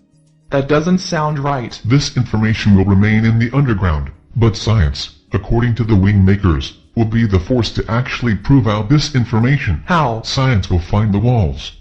They won't expose the crack or necessarily assist in the demolition, but they will expose the walls. But you said that LERM was discovered by the ACIO, and they thought of it as God or universal intelligence or whatever it was. Yes. I'm not saying that science will define the hologram of deception as an insidious ruse perpetrated on humanity to enslave infinite beings to operate as finite, fear-based diminishments of themselves. That's not my point. But those sovereign entities that stand around the crack in the wall will need help from legitimate sources that validate the possibility of the hologram. I don't expect science to label the hologram good or bad, or imbue it with philosophical issues like deception, polarity, separation, etc. The WingMakers have explained that around the time that the human portal is activated, a scientist of great stature will emerge with a theory that will support the inception point. It is all being facilitated by their hacking into the program of these and other individuals. Do you know the name of this scientist? No. Do you think it's you? No. I have no stature. No one has ever heard of me. The WingMakers were speaking of someone who held a high degree of credibility in the scientific community. I still don't see how it will happen. I mean the wall coming down. If things are as screwed up as you say, people will follow their programming. They'll have too much fear to release everything they've learned, to be real and true. I just don't think people can make such a radical shift. I agree. They can't, not in the face of the status quo. But the status quo is part of the wall that will be taken down. You can't paper over this. You can't wave a magic wand and pretend it doesn't exist. The wars between races, religions, classes, geographies, relationships of every scope, these cannot be pardoned by a savior or ET race. They have consequences, and these have to be dealt with. The status quo, the old normalcy, the comfortable distortion, will be removed, because you cannot build a heaven on earth as simply as plopping a new reality layer on top of the status quo. It would be like adding the Grand Canyon on top of a skyscraper. The skyscraper can't support it. The amount of change that's coming sounds overwhelming. If there's one thing I learned in this interaction with the WingMakers, there is a programming track, and then there is a super consciousness track. The latter is involved with how quantum reality membranes intersect, and can create chain reactions that ripple across every dimension. These chain reactions are guided by event strings designed by beings from very high dimensions. As I previously said, every being has the I am, sovereignty, but they also possess the we are, integration. As the I am asserts itself through the expression of behaviors, either resistive or insertive, the I am disentangles itself from the program, the human 2.0 interface. It begins to reconnect with the we are frequency, or the tone of equality as the WingMakers have referred to it. It broadcasts this through the unconscious mind or universal field, making it easier for another being to touch into this same perspective, and adopt these behaviors. My point is, that either the designers of the higher dimensional planes, or humanity as a collective, could potentially accelerate or decelerate the grand portal. What if there was a tug of war, like the higher beings wanted it sooner, and humanity wanted it later? I don't know. I suspect the higher dimensional beings would listen to the resistance. I really don't have an opinion on that one. One day, hopefully in the not-too-distant future, a person will hear this interview. What advice would you give them? Everyone has thoughts and emotions. Everyone shares a reality called Earth and the human body. We're all on the same stage, playing different roles, but the stage unifies us to some degree. None of us can look across the stage and see a beautiful world of peace and harmony, or goodwill to all men. It isn't the reality that encompasses us. The question is, how do we move closer to a reality that supports our most innate truth, that I am, we are? How do we create a stage and write a play that supports our transformation into the sovereign integral, that is in fact what we each are? Has religion shown the way? Has spirituality? How about science? How about our education system? Government? My point is that nothing that is currently in play is uniting us in equality and oneness. If you look at everything in your world, after you hear this interview, you will see that our world is designed for a very specific function, and this function is to feel separation. It can be as obvious as the color of skin, gender and different cultures, to the subtler distinctions between religions and spirituality, but the design is fractal, and it infuses everything in this world, in this common unity I have called separation.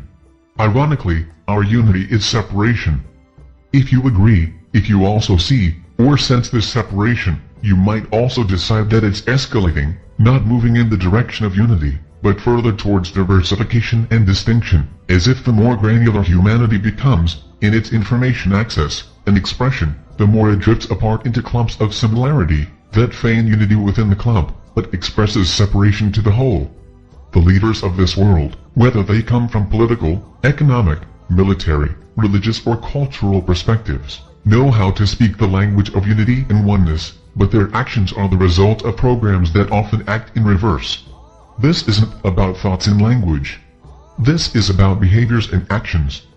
People know how to disconnect from their thoughts and say one thing, and then do another. They know how to feign care, but their actions demonstrate hollowness. This is not an indictment to every standing solution, but nothing has worked. Religion's failure has birthed the nihilistic and disillusioned organizations of darkness and occult experimentation. They feed off one another. It's symbiotic survival. But what is lost in this is the reality that confusion and disaffection reaches into the world's populations, and dulls our collective minds and hearts. There is hope. Hope resides in the vacuum of unity and oneness, that is unaligned to anything on this planet. No one owns it, or controls it, or administers it. There is no mediation or a go-between. It is completely unique. For all intents and purposes, it has never been seen or heard. It is on the other side of the wall. This is our hope, as foreign and strange as it may seem. What is in this world is not working, and it is because of separation. I don't care if you read the most esoteric, spiritual information on this planet, it is of separation. I've read esoteric, spiritual documents, over the past 20 years, that would make most people swoon, and say to themselves, this is the highest information, or this information is true because it is so detailed. No one could possibly know this much detail, unless it was true. The most esoteric information on this planet was not written by human beings, but through human beings, vis-a-vis channeling. The channeling speaks of wonderful spiritual realities, of how humans and aliens are one, of how the deep psychology of human beings is constructed, of the complex cosmological environment in which humanity is nested. All wonderful information, except no one mentions how we are enslaved, or why, or by whom. Not one. If these wonderful sources of information knew about how humanity is enslaved, wouldn't they share it? Isn't this the most basic point of information? What the WingMakers call the inception point. Why hasn't any of this esoteric literature shown this? I'll tell you, because the beings are either inside the hologram and don't realize it themselves, or are part of a deception and are guarding its discovery from humans. They're no different from us, as infinite beings. They're lost in this hologram of deception as much as we are. For those of you who hear this interview and are unsettled by it, I can only say, good, you should be. It's a reality check on a cosmic, universal and individual level. You can bathe in the splendor of spirituality, and quench your thirst with the presented masters, or you can deepen your understanding of the reality that confronts us, and stand up committed to apply your self-expression in service to truth. To walk your life in the expression of resistive and insertive behaviors. To be sovereign and integral. It isn't about spouting high spiritual concepts in thoughts and words. That is the reflex of the consciousness system. It's parroting and robotic. Live the I am, we are, in your behaviors, and leave the mind. Shutter it. The mind is programmed to compare and analyze, which feeds the me-you separation. Sorry about that. I got a little carried away with my answer. No, it was good to hear your passion for this. I guess the thing that's interesting to me is that the WingMakers materials are esoteric, at least to me, and they seem to be explaining cosmological systems and psychological structures. How is it different than what you were just saying about the channeled information? Sometime this year the WingMakers site will be released on the internet, at least a part of it. Its only goal, according to its authors, is to introduce one concept, the sovereign integral. That is the fractal seed for the inception point. The second phase will introduce practical behaviors to support the sovereign being in their deprogramming of what it means to be a spiritual person. The third phase is to anchor the inception point and create the crack in the wall. You've talked about the crack in the wall as the inception point. Can you elaborate on that a bit more? I will, but first let me state something that I want to mention before I forget. The youth of this world are impressionable. They're transitioning from the subconscious implants of their parents and forefathers to the creation of their own personality. They want to be different, they want to express themselves uniquely, and this opens them to influence. Where does this influence arise? Increasingly it comes through technology and the culture creators of music, entertainment, games and books. They bring the tools for youth to knit their unique layer of personality that can fuse atop their genetic layer of consciousness, the subconscious. The glamour models, as the WingMakers refer to them, convey a powerful elixir, which is to be selfish and self-obsessed. Narcissism is okay. Nihilism is the philosophy. This is prevalent and it will continue to spread, because this is Anu's program. When technology is unleashed, in the form of global platforms, the impressionable youth will inform their consciousness and personality layers by means of this underlying philosophical belief in nihilism. The way this seeps into the culture, through technology that helps codify personality in our youth, is one of the clearest examples of how Marduk's programming spreads. However more sophisticated the technology becomes, the more integral it is to the person, the more the culture creators will exercise this philosophical system in humanity. Why? Because nihilism is the belief in nothing, and if kids build their personality and belief system from these ingredients, they will be more obedient to their internal programs. Why? If you don't really believe in the higher reality of our world, you are more inclined to relinquish your sovereignty, or the I am consciousness. The phrase, selling my soul to the devil, is simply code for, I surrender to the will of Anu, and desire to let him take my life for his purpose. The unstated objective of that renouncing of the I am, is that Anu will give me something in return for my sacrifice. But the only thing that is returned, is slavery to the system. You walk your life according to your program, and the program ensures you are a puppet, whether you are rich or poor. I'm glad you mentioned children. Do you see them getting this? And if so, at what age? If you mean, will children understand the information that I've shared tonight? Yes, of course. In many ways, they'll get it better than their adult counterparts, whose human 2.0 interface is more welded or infused into the human uniform. But the WingMakers have written the material so that they will be understood by the prepared, and age is not the key factor. It is the preparation. Like what? I mean, what constitutes preparation? Preparation is willingness to change. It is a lack of fear to embrace a completely new paradigm, and just as much, to release the old. If a person is poorly prepared for this information, they defend what this information tears down, which is nearly everything. They are not prepared to step into the vacuum of change that this information brings into their life. But why? It requires a lot of responsibility to accept this information. This information is unsettling because you are on your own. We are on our own. There is no savior, or army of angels, or ETs who are going to collect the good and bring them to their heavenly home. This also requires work. It is behavioral adjustments. It is impeccability. It is authenticity. It is attentiveness. It is caring. It is not a party. It is not surface cosmetics. This is a sober journey into self-realization, no matter how that realization appears. It is a commitment to that premise. You don't say to yourself, I'll walk that path, but only if I get to go to heaven and rest in paradise with beautiful souls all around me. That's not this path. For those who want that path, they can subscribe to the religion or cult of their choice and find those kinds of promises aplenty. This information is for those interested in breaking through to their true self, and in doing so, not to rest and relax, or party and enjoy, but to serve truth through their behaviors, until everyone crosses into that reality of oneness and equality, from which we came. You were talking about the insertive behaviors a little earlier. I wrote some of them down, but I didn't hear the word love. Did I miss it? Or is it missing for a reason? Love is not used frequently in the WingMakers materials in general. I think in part that's because the word carries so much baggage in this world. It has a kind of sentimental, codependent energy in terms of relationships, and then in culture it's used so casually, almost like a catch-all phrase that people use to greet one another like, "How are you?"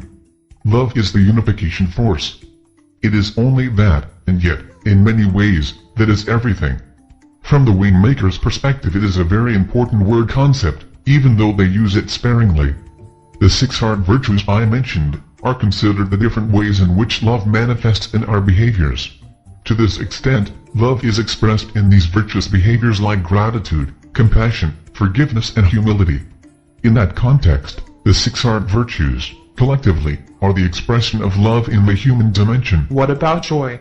It also seems to be missing. I know this information seems very sobering and unsettling. Because I defected from the ACIO, I have 2 forces that would like me to fail. This pressure has weighed on me. It had activated a degree of paranoia within me that I didn't know was possible. For this reason, joy, at least as it pertains to me, has not yet been a part of my personal experience. I'm sure everyone will receive these materials differently, especially the information in this interview.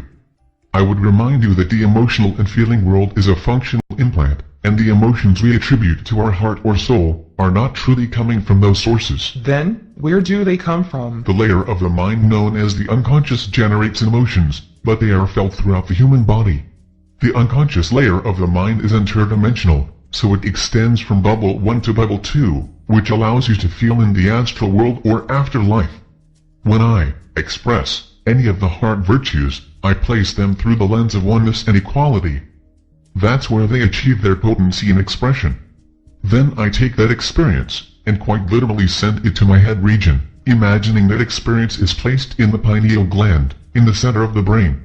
This is my way of mailing it to everyone, through the unconscious mind. Why do you call them heart virtues if emotions are generated by the unconscious? The heart is a metaphor for the portal within each individual. It is relatively free of the human 2.0 interface and mind functional implants, partly because of the electromagnetic field it produces, and partly because of its physical dynamics. The WingMakers suggest that the heart virtue should be experienced and expressed first in this region of the body, instead of the mind or head region, as a way to isolate the tendency of the mind to simulate these emotions from the unconscious mind layer, where they, by definition, lack the same potency of expression because they exist in separation. It sounds kind of complicated. I prefer to look at the flip side. If I do nothing, if I go sit quietly, in my chair and meditate, or study religious scripture, or pray, how am I supporting the progress of this reality? If this world remains ensnared in deception, that's complicated, not just for me, but every being in bubbles 1 and 2. One of the things you've mentioned frequently is this notion of oneness and equality. I understand the meaning and import of the words, but these are certainly not new concepts. Doesn't every spiritual teacher say this? Not all, but some do. You can go back 2,500 years to Heraclitus, who announced that all things are one. It is an important concept of human philosophy, and to some extent modern-day physics. With regard to religions, often the founder says one thing, and the followers, who organize and interpret the founder's words and teachings, alter it, but oneness and unity have not been mainstays of religion, particularly in the context of behaviors. The WingMakers are focused on behavioral intelligence, expressed through the lens of oneness and equality. The I am, we are, is rooted in this principle. It may not seem like a big deal to adopt this simple philosophical perspective, and frankly, it isn't, because they're simply words and it's only a concept, but if it's genuinely adopted and anchored in the core of your belief system, then you can possess the necessary commitment to express this in your behaviors. And this is where most people will probably have a problem. The human 2.0 interface is full of programming from Marduk and the human unconscious. It is way down in this quagmire like a person caught in quicksand, struggling to find a rope or anything solid to pull themselves out. The rope in this case is the simple framework of I am, we are, and applying it through our behaviors, but it has to line up. If you adopt the framework, but your behaviors do not reflect this, the rope disappears. The unification of all beings in all dimensions exists. It's only when you step out of quantum space-time that you realize the illusion of separation, and retaining this basic truth of oneness and equality in a human 2.0 spacesuit is no simple task. That's why it must be more than words, and the words must be practiced in the now. Why are the WingMakers doing it this way? It seems so innocent. I mean, asking people to become self-aware, and practice assertive and resistive behaviors. After hearing all of what's happening in the triad of power, it seems like we're using slingshots against their stealth bombers. They want a money system that makes us perpetually indebted, slaves to the dollar, and they want this money system to be one currency. The most powerful people on the planet with access to the best technology, the best weapons, how can we expect to prevail if they want transhumanism? To understand why the WingMakers are focused on the sovereign integral process, you first need to understand why the Triad of Power is focused on their plan. The Triad of Power believes their one-world concept is the right concept. They want to unify humanity through a money system that they control, utilizing technology as another means to unify. Unity, in their minds, is more like shepherding the human herd into easy-to-manage corrals and monitoring them for any rebellion. Their form of unity is a chimera. It is theater for display purposes, and nothing more. Their form of, we're all in this together, let us protect you, is simply more illusion and deception. Their plan for Human 3.0 remains fused to the same functional implants that constitute Human 2.0, and that is separation. As I said earlier, they are here to prepare for Anu's return, whether they are conscious of it or not. All aspects of the power system, including major religions, are here to prepare. That is their watchword, prepare. The Anunnaki have one dominant belief in humanity: we are weak, because we live in fear and separation. We do not stand up to the drip of indoctrination, or the slow, but persistent evaporation, of our personal liberties. Now, remember that the Anunnaki and the Triad of Power are both calculating and patient. What they established in our distant past is beginning to come to fruition. The finite, 70-year life of a human being lacks patience. It is programmed to be impatient. This is against infinite beings that see timelines in hundreds of thousands of years and can program individual human beings within those timelines to achieve precisely what they want, if human beings agree to it, if they don't stand up. The Anunnaki do not embrace the sovereign integral process. The notion of oneness and equality seems like a weakness to them. They believe they have the upper hand in this chess match. They foresee checkmate. Humans will fold. The sacrifice of Princess Diana last August was symbolic of the vibrant queen being lost on the chessboard. Those are the kind of messages they make, the kind of bold announcements. They do this out of a feeling of certainty in their programming, and patience. When I say programming, I don't mean just the internal interface that Marduk has programmed, but also the programming of the unconscious mind through the media, culture, religion, politics and economic structure. The combination of these forces is really the cause of their confidence, because they see our fall as an inevitability. Now, to answer your question, human beings, even those with Anunnaki DNA, can become self-realized of their true nature through a simple process. It doesn't require that they meditate and pray all day, or retreat to an ashram. The sovereign integral process becomes a natural part of the life expression of the individual. If enough human beings can embrace this process, or something like it, the crack in the wall will expand, the wall will become less stable, and the world of separation, in its brittleness, will begin to crumble. The life essence is what we have on our side. This is not a slingshot as you put it. It is the infinite force that powers every object in the universe. Life is inside us, and it exists in one and only one state: equality and oneness. The entire hologram of deception, as created and curated by the Anunnaki and their cohorts, that is not life, it is the exemplar of separation. Life is truthful and authentic. Separation begets deception, unworthiness and fear. If enough human beings awaken, if we begin to realize what's afoot, what plans are being made to further enslave us, and ensure that we remain a part of the hologram of deception, life will move inside us and we can collectively stand up and stop this. But it has to be done in the right way, with honesty, forgiveness and compassion. The alternative to separation must be expressed in our movements and practices. We have to model these behaviors as a collective entity. That is the definition of the grand portal. You've talked a lot about separation. Can you elaborate on why this concept is so prevalent? If you look at the material that comes from religion, spirituality, philosophy, psychology, even the arts, You will see that much of this material is designed to be an owner's manual for our functional implants. They support the Human 2.0 interface. They instruct us on the methods and attitudes to activate these systems inside us. I've previously mentioned the 3 layers of the consciousness interface: the conscious mind, the subconscious, and the unconscious. The unconscious is where we mostly operate in terms of our behaviors and perceptions. The unconscious mind layer is deep and penetrating, and it is universal. As I said, it's how Anu uses the oneness concept to his benefit. We are one in separation. The unconscious mind is one. Separation is a fractal energy.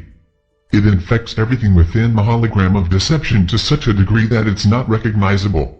No matter how well-intentioned a person or organization might be to convey true information, what often lurks behind the information is this fractal energy of separation, and its use of comparison and judgment, and all the other tools of separation that distill down to fear and unworthiness.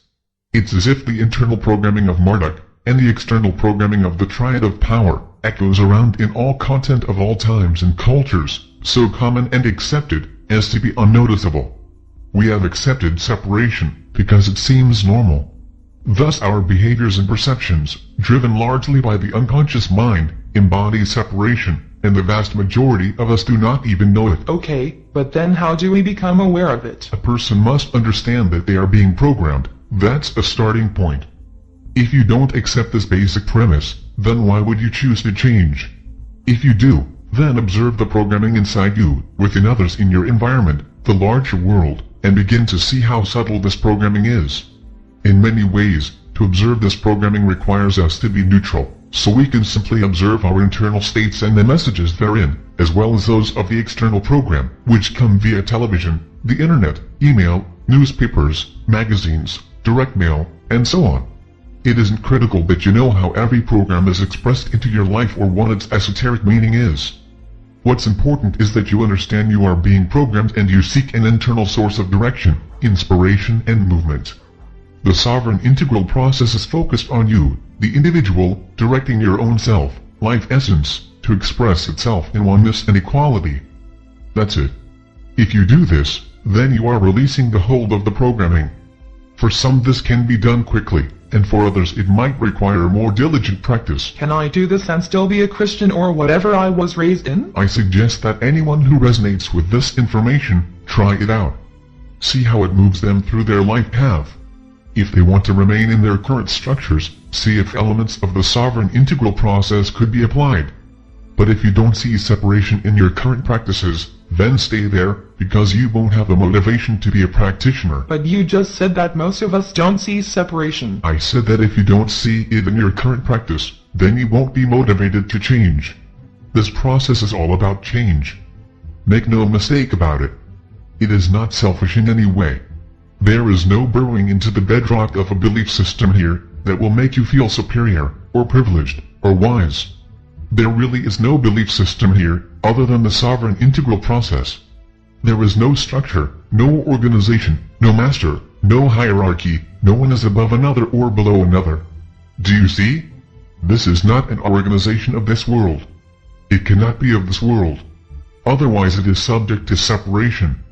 The only way the human 3.0 SI manifests is inside enough human beings who exemplify this process, who anchor this new consciousness of conduct on this planet, and share it through their behaviors and unconscious mind. That's the only way, and not everyone is prepared to do that. What happens if we see separation, but still don't have the motivation to make the changes in our behaviors? The functional implants of the Human 2.0 interface are seldom easy to release.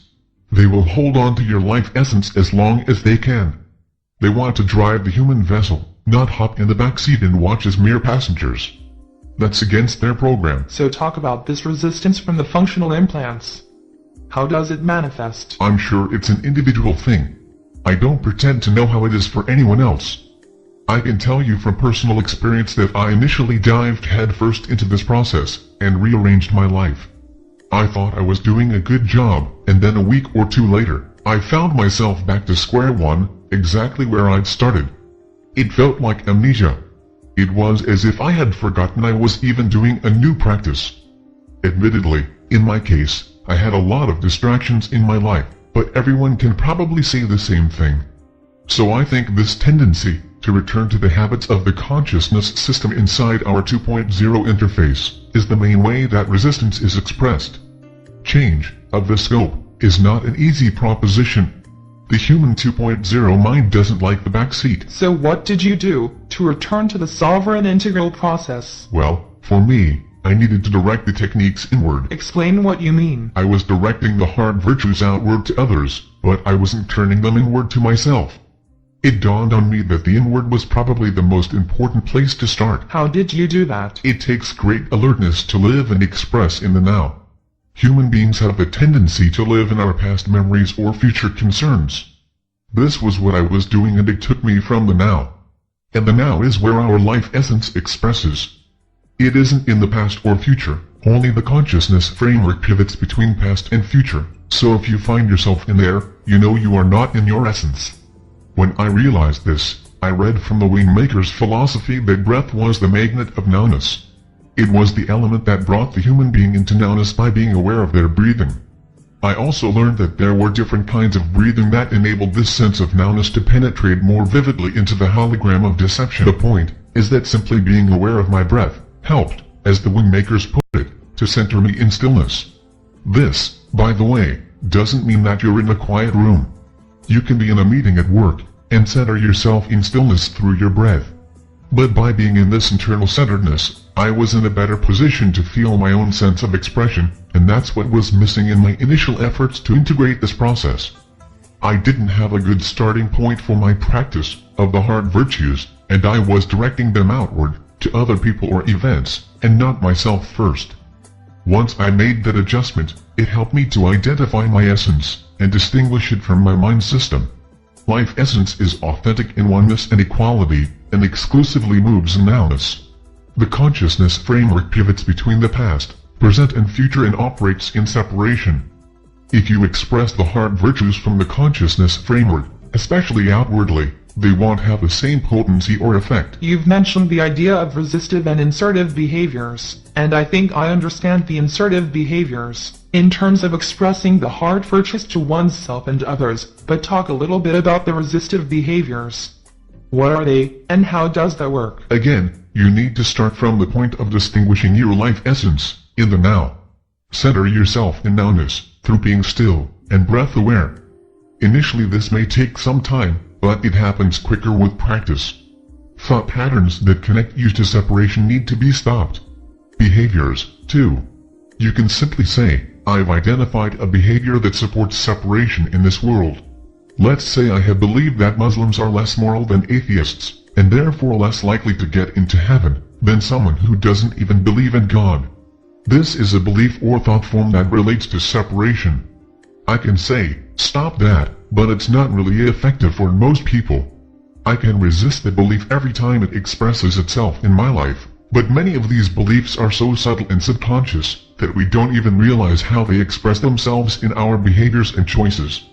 If you apply the hard virtues to yourself, like forgive yourself for having these perceptions, have some compassion for yourself that everyone is infected with these separation beliefs from their subconscious and unconscious mind layers, be humble that making this resistive alteration is not just about you, but in a way, it's about everyone, because we are one. Appreciate the fact that you are working on this for the good of all. Have valor that you can stand up and resist these separation complexes that lurk in your programmed consciousness framework.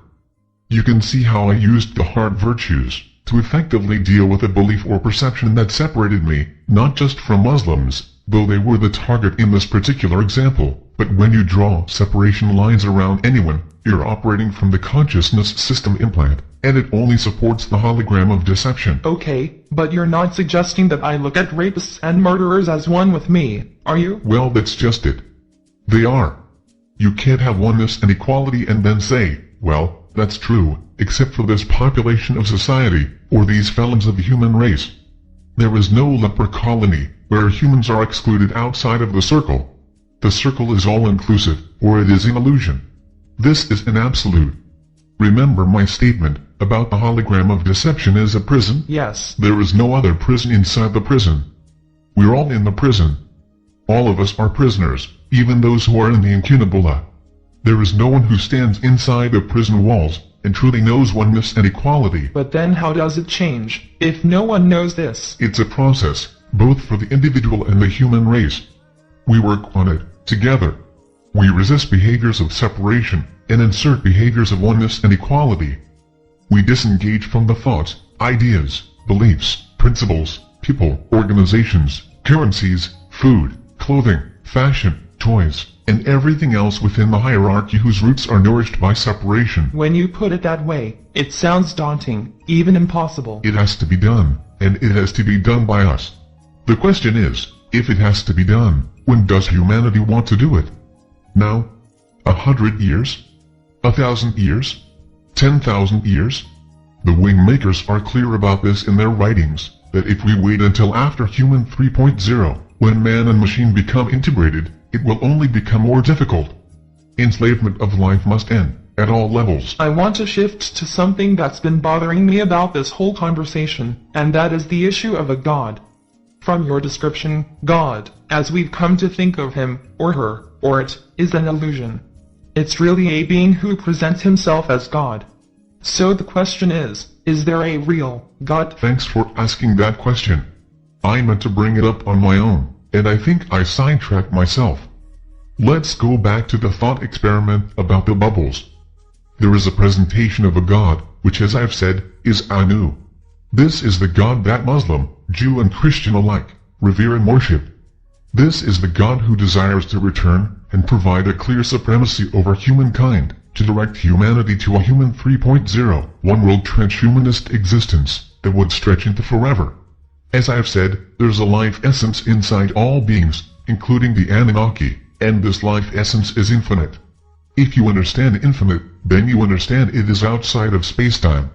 If a being is outside of space-time, it is not defined by polarities, like birth and death, creation and destruction, good and evil, and so forth. It is beholden to none of our vocabulary and concepts.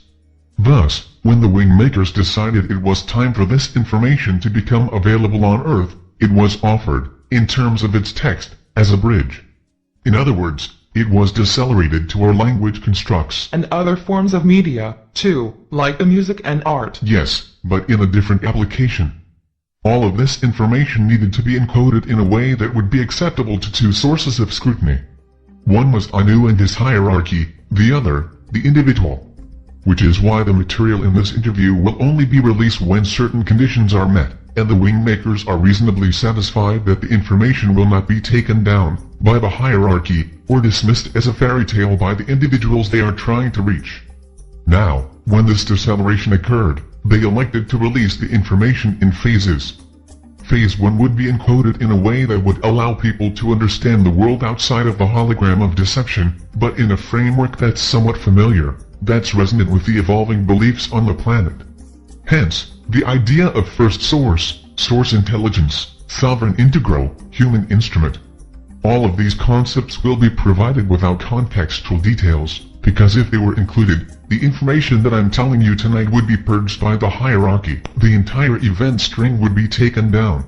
The inception point of the portal and grand portal would have been mired in doubt. So, it will be dispensed in the manner it must. This is not in my control.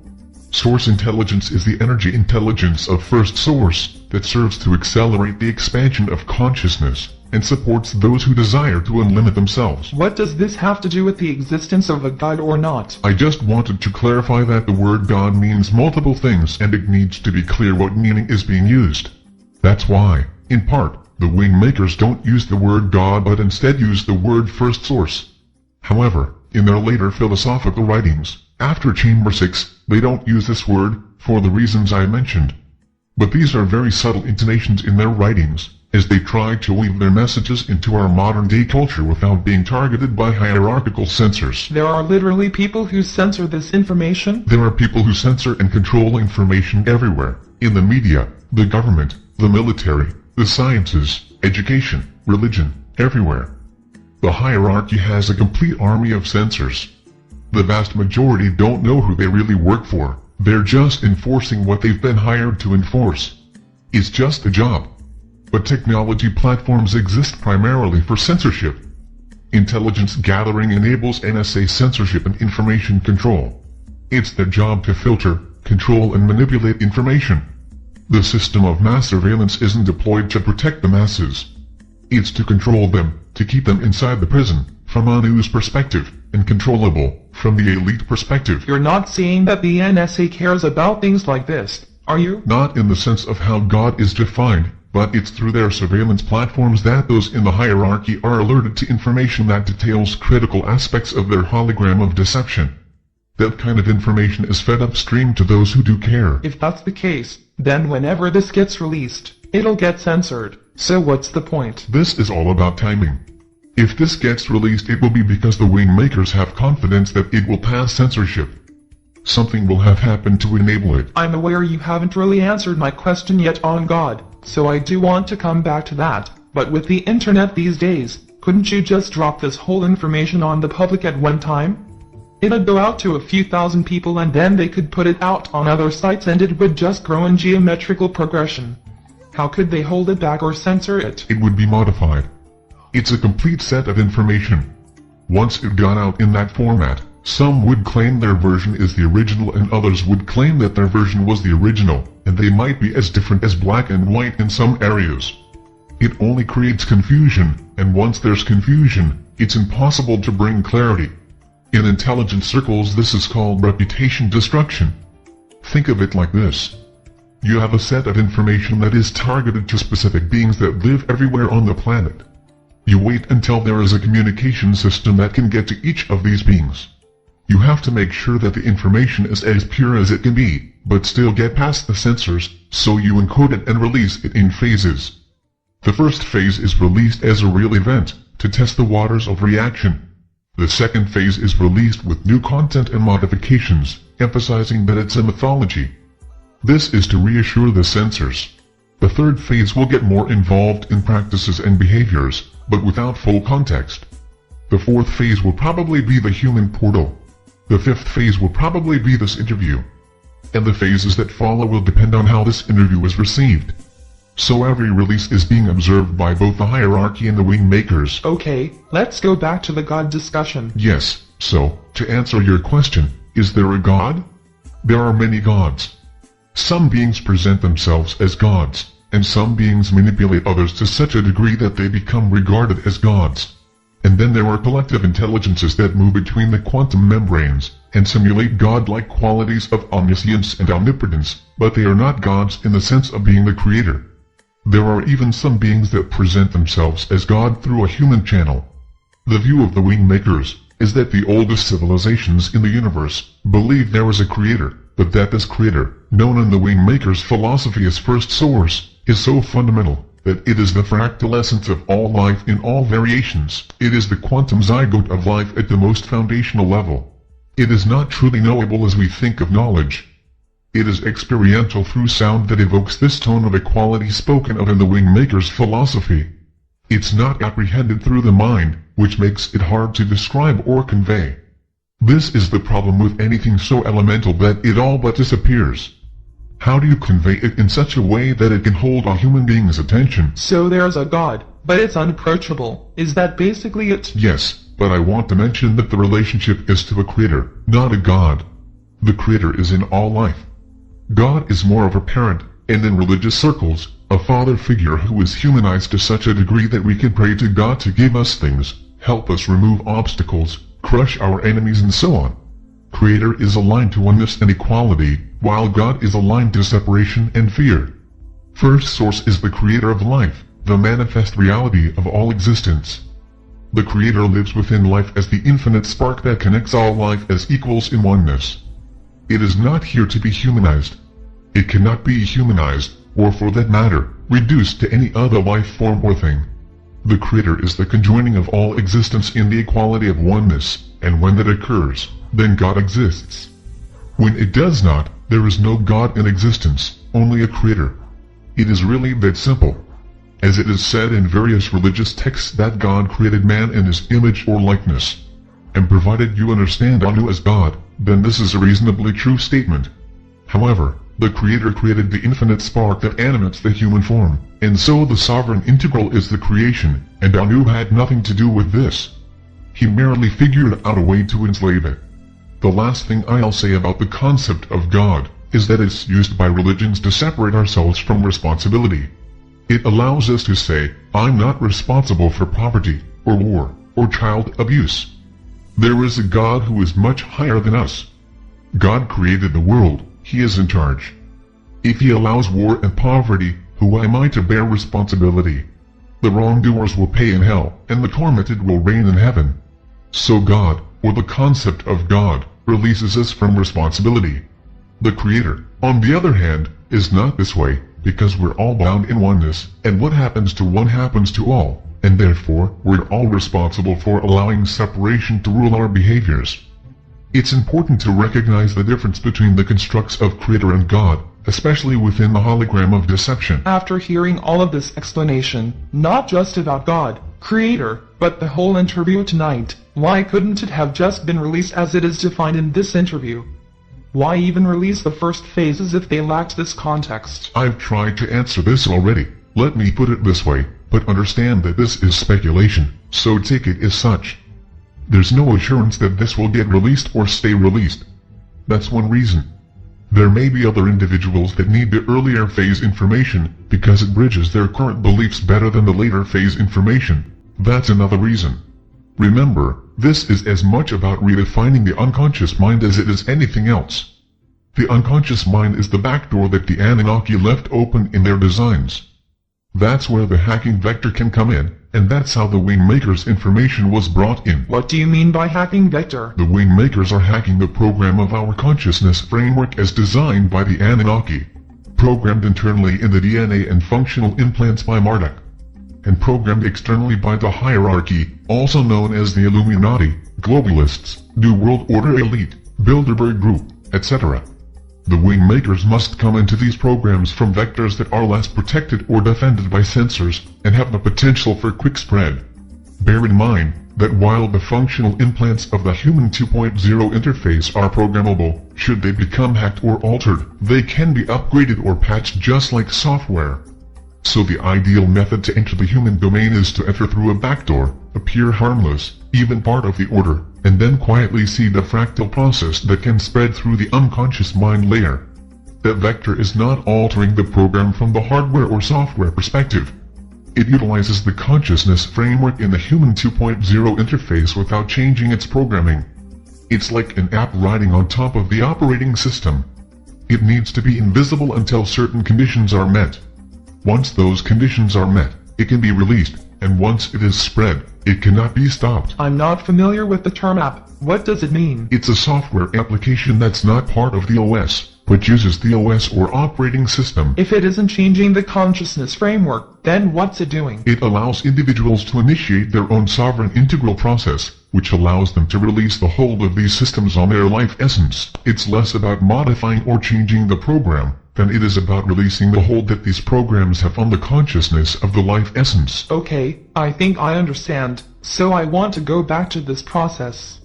You said it has two main parts, insertive behaviors and resistive behaviors. You also mentioned something about breath, but I didn't hear you say anything specific about it. Yes, the breath is an important way to bring you into self-awareness. It's like a quantum light turning on that illuminates your life essence, that part of you that is not of the Human 2.0 interface. You're able to sense and begin to re-experience this infinite being that is you. The breath is something that anyone can use without a lot of complication, and obviously, it's always with you. It doesn't require any technology or expertise. It's really just a way to shift attention to the core of yourself. The WingMakers write about quantum breathing or quantum pause. It's a technique from Philosophy 7. Can you explain it? It's very simple. You breathe in through your nose for about 2 to 4 seconds, or whatever's comfortable for you. Once you've filled your lungs, you pause, or hold your breath, for the same amount of time you breathed in. While you're in the pause, holding your breath, feel it like a suspension of time, and fill that space with the feeling of I am. Okay, sorry to interrupt, but tell me again, what is the I am feeling? How do you define it? It's the sovereign aspect of consciousness. It's not the personality that defines your human experience, or you typically associate with as yourself. It is the infinite consciousness of you. It is also one. High is one. It is one thing, infinite life. It is not the mind, nor the heart, nor the body, nor the feelings and emotions of the personality. It is singular in its depth and silence. Okay, go on. After you hold the breath in your lungs, and anchor it with the I am feeling, you exhale through your mouth, again for the same period of time, and then you pause again. Your lungs are empty, and as you pause, you hold the feeling of we are. Then you repeat this cycle until you feel you're done. Can you explain the we are feeling, too? This is a sense of connection to all. The sense that you are connected, and that the I am feeling you held a moment ago is being shared with all. I use the out-breath pause to place any of the hard virtues that I'm working on at the time. For example, I might be working on the virtue of compassion in my personal life, and I can hold that feeling in that out-breath pause, and imagine it as being shared with all. I think I understand what you're saying, and I don't want you to take this the wrong way, but how can this possibly compete with the globalist agenda of world takeover? It's a fair question. But look at the reality. There are many who've protested this enslavement.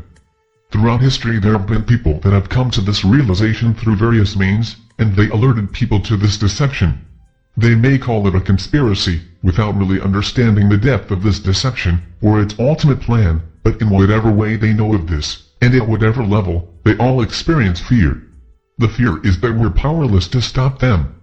The capstone of the elite have been planning this for more than 11,000 years. Before Human 2.0 even existed, the plot was devised. They have powerful interdimensional beings that know humanity on an intimate level, because they literally created the human being, and they can program humanity with such granularity as to define our life paths down to our day-to-day choices. How can one possibly defeat such an antagonist? They have the money, they have the politicians in their pockets, they have the defense and protection, they have the powerful relationships everywhere in the world, and they have the most powerful technology, in terms of surveillance and weapons. Their innermost circle is impenetrable. We can be wide awake and aware of what's happening, but awareness doesn't suddenly, in itself, change the chessboard. They taunt us to protest. Wave your signs, publish your websites, fling your fists to the sky, investigate all you want, it won't change a thing. They will tell us to our faces that their power is inexhaustible. This is how they think. They want us to feel this futility and have this overriding sense that the endgame is unavoidable. They want us to believe that we are powerless. Remember, they are securing the world and its populations for the return of Anu. That is their program, and while only the capstone of the elite understands this plan, it is enough, because the downstream operatives are loyal, programmed entities. All one needs to do is to watch Madeleine Albright in that 60 Minutes interview, and you will understand how they have been programmed to think. I don't think I saw that. What did she do? About a year and a half ago, Leslie Stahl of 60 Minutes asked the U.S. ambassador to the United Nations, Madeleine Albright, if the death of 500,000 children was worth the price to essentially punish Saddam Hussein. Albright responded that it was. You see, this is the enemy that holds power. If they can justify killing children, they can do anything. The WingMakers have written that it isn't the protests that will change this enemy. If we shout at them and practice resistance with our guns in the street, they will only squash us. To bring their objective to a halt, we need to push down the wall, and we can do this by being practitioners of the sovereign integral process or anything similar. If human beings become self-aware, deprogrammed entities, who understand specifically how we have been enslaved and for what reason, we can collectively push down the wall that separates us from our true selves. This creates a chain reaction that affects everyone, including the capstone of the elite. The wall falls for them, too. It's using the consciousness of the life essence to reveal the human 2.0 consciousness as an invented reality. It's weaning from the hologram of deception to the reality that all life exists infinitely, as equals in oneness. Okay, but how do we know that we'll be successful against them? We don't, other than what I said before, that the WingMakers are humans who have time traveled to share this sovereign integral framework. I realize this sounds like science fiction meets David and Goliath. I can appreciate that, but I'm explaining what I know as directly and honestly as I can describe it. If anyone hears this interview, assuming it's released sometime in the future, then you can decide for yourself if what I say stands up to your scrutiny. I would just caution some to consider the possibility that should you dismiss it, your reaction could be a programmed response. It is your consciousness framework that is sensing and responding. Consider this before you dismiss this information as fiction. But how would a person know this? I find myself doubting this disclosure. I don't find it very plausible. As a journalist, I'm trained to be suspicious of sources, and as much information as you've shared with me, I find myself wondering how this is possible, and I haven't heard about it. The hierarchy practices deception by controlling the buttons on the machine of absolute power. This machine is. But you yourself said the internet was not something that they wanted to get out. True, but whatever technology is released, they will find a way to use it to their advantage. It doesn't matter what the technology is, they will find a way to subvert it, modify it, and use it for their agenda.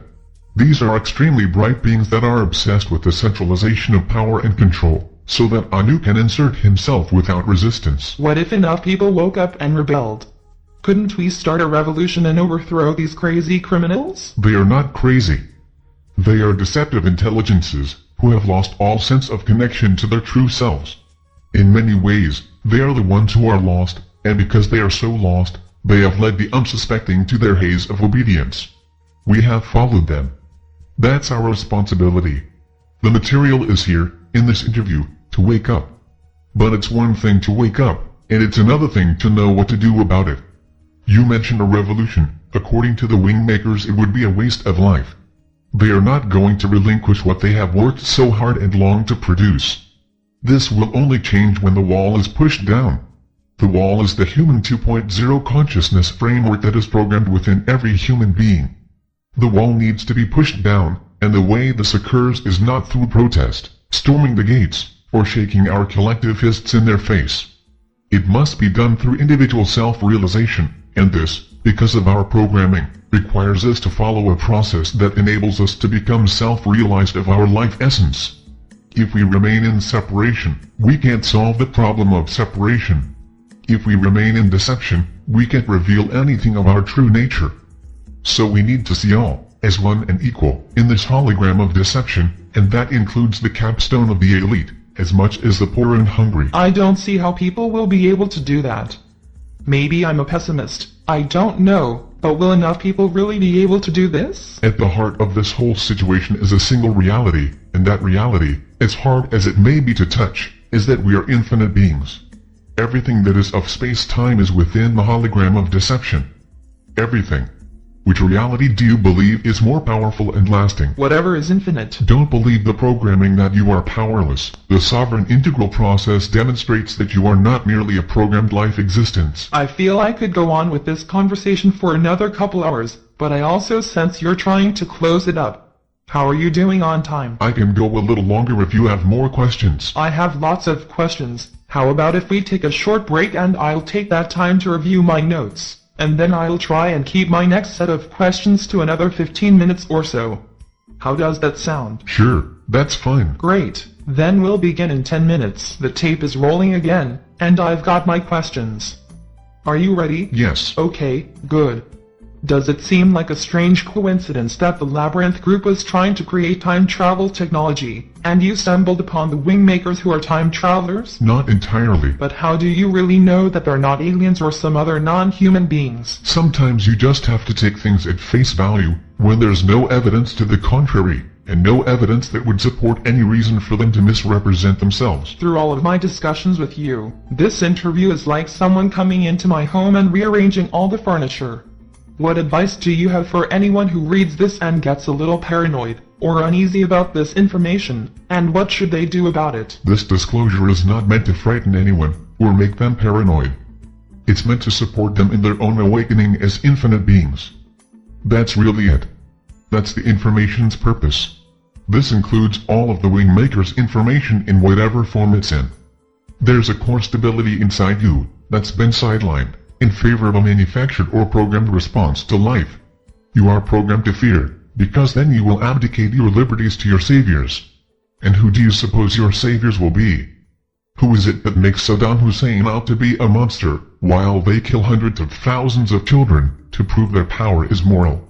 The entities behind that power are the ones who will step forward and claim to save you. How they will do this is an unknown, but I have no doubt they will do it. And every time they do it, the corrals grow in number, and the populations inside the corrals swell in size. The fences get higher. Those who remain outside the corrals will think they have insight or special information that allows them to remain independent or free, but they're still operating inside their human 2.0 interface. The only real question, as I see it, has two parts. 1. Do I serve truth or deception? And 2. How do I best serve truth? If you feel that the best way to serve truth is to protest, resist, build awareness about what is happening in the world, then do that, but I would recommend doing it from a non-polarity perspective. You can't fight separation with more separation, it will only polarize. It's important to feel that you are standing up, not in fear, or some other programmed emotion, but that you are aligned to your life essence, and an expression of that source within you, even when you protest. Others may prefer to undergo the sovereign integral process and focus on this more internal stratagem. There is no formula here, and certainly you can do both. But to know this information and then remain passive, a pure observer, is a programmed response, and that is not an answer to, how do I best serve truth? It is a denial of truth. You mentioned earlier that the Anunnaki lent their DNA to the human 2.0. It suggests then that their DNA would be present in a lot of us. Is that the case? This is a very complicated subject. Yes, according to the WingMakers, the Anunnaki, in an attempt to enhance human DNA, conducted what we would call today in vitro fertilization experiments with human women. They wanted their DNA to create a subspecies that could endure generationally to produce loyalists. The Syrians did the same thing. In terms of DNA tendencies, the Anunnaki were conquerors, and the Syrian progeny were colonists. That's being very general, admittedly, but in broad terms that was the nature of their bloodlines, when compared to their human counterparts. The DNA template for human 2.0 was Anunnaki, but it had been altered. This is where the subject gets complicated. The Anunnaki are not physical beings. They did not exist in three-dimensional density as we know it today.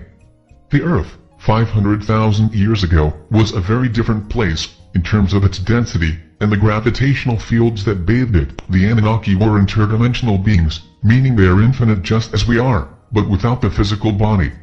However, all beings possess DNA. It's the quantum equivalent of a blueprint. So they experimented with how to use their DNA to create physical beings that could function in accordance to their agenda, which as I said, was initially mining gold, but later turned to the enslavement of a species who would worship Anu.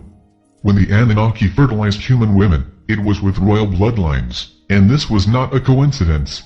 They wanted these royal bloodlines to sustain over thousands of generations so they could more easily facilitate their master plans on Earth. Was this a nationalistic thing? How do you mean that? Were Anunnaki bloodlines mostly Arab, Jewish, or Gentile?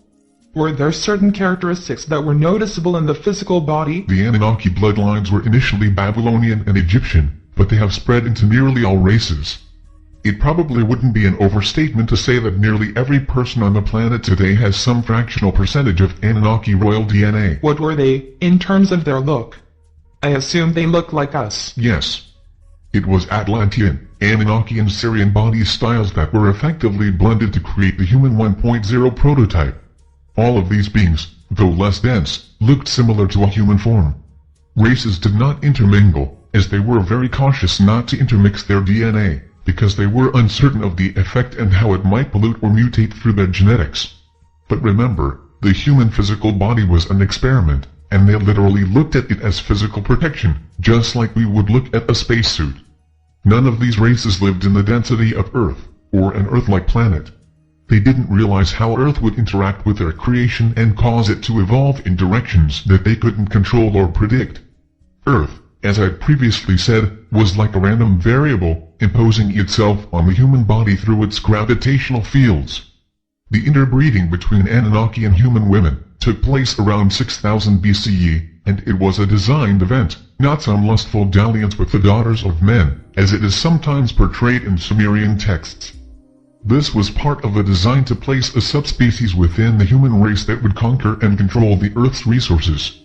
It was to consolidate and centralize resources for Anu, and to ensure that the world's wealth could be placed into his waiting hands when he returned. The whole thing about LERM, light encoded reality matrix, and how the Labyrinth group had seen it as God, I don't understand that if 15 had read the same information as you, how he wouldn't have come to the same conclusions as you. I know you mentioned that you had additional contacts with the WingMakers, and this convinced you of the authenticity of the information, but why do you think 15 clung to his perspective? You can look at LERM as the connection between the Earth plane and the non-physical planes of the hologram that Anu constructed inside our functional implants.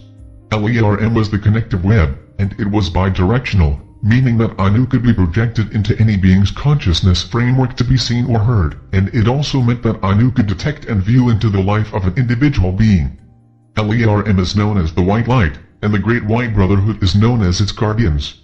They appropriated Jesus and Buddha as their foundational pillars, stole the concept of I Am, matched these elements with the White Light that had been a factor in every religious, occult and esoteric doctrine throughout time, and announced in the 1950s that the Great White Brotherhood was a real organization. Soon after that, Ascended Masters began to join the swelling ranks, as human channelers began to be the spokespeople of these entities. From the WingMakers' perspective, these entities are fixtures of the polarity plan to keep human beings firmly anchored in separation, distraction and deception. What does this have to do with 15's decision? Sorry, I got a little sidetracked. 15 knew of the Great White Brotherhood. It's considered a very important element in the overall hierarchy, very near the capstone of the elite, or what I earlier called the incunabula. The Great White Brotherhood was seen as a means to bring occult or secret information to the planet, and it was designed to balance the movement of secularization, which was to essentially rid the planet of religion and bring science to the stage. 15 was not sufficiently convinced to make a break from the incunabula and the Great White Brotherhood. He preferred to view LERM as proof of God and leave his world intact. This is not, by the way, an uncommon reaction to this information. And intellects, as brilliant as 15's, will make this choice to stay in the known world instead of venture into the unknown. In 15's case, he had too much to lose. Why did the elite want to get rid of religion? First, I want to correct you on your choice of words. It isn't the elite, as most people think of them. The vast majority of the elite are corporate citizens, financial managers, government managers, political heavyweights, military commanders and the like. They are not making these decisions. The vast majority have no idea who or what the agenda is. That's why I refer to it as the capstone of the elite. These are ones who have been preparing the world for Anu's return. Now, back to your question, religion was seen as an obstacle to the one world order. The quantum world of science was flexing its muscles, disproving key elements of religious doctrine, and it would, if left unmanaged, verify the hologram, but not the deception. The Great White Brotherhood was launched to the public in the 1950s, just as the quantum world was beginning to signal its stature, but it goes back to the 18th century when it was referred to as the Council of Light, and even before that it was a concept held in many secret societies. The idea of Ascended Masters, communicating with one another telepathically, and instructing and guiding the affairs of men, gained some popularity with those who were disenchanted with organized religion.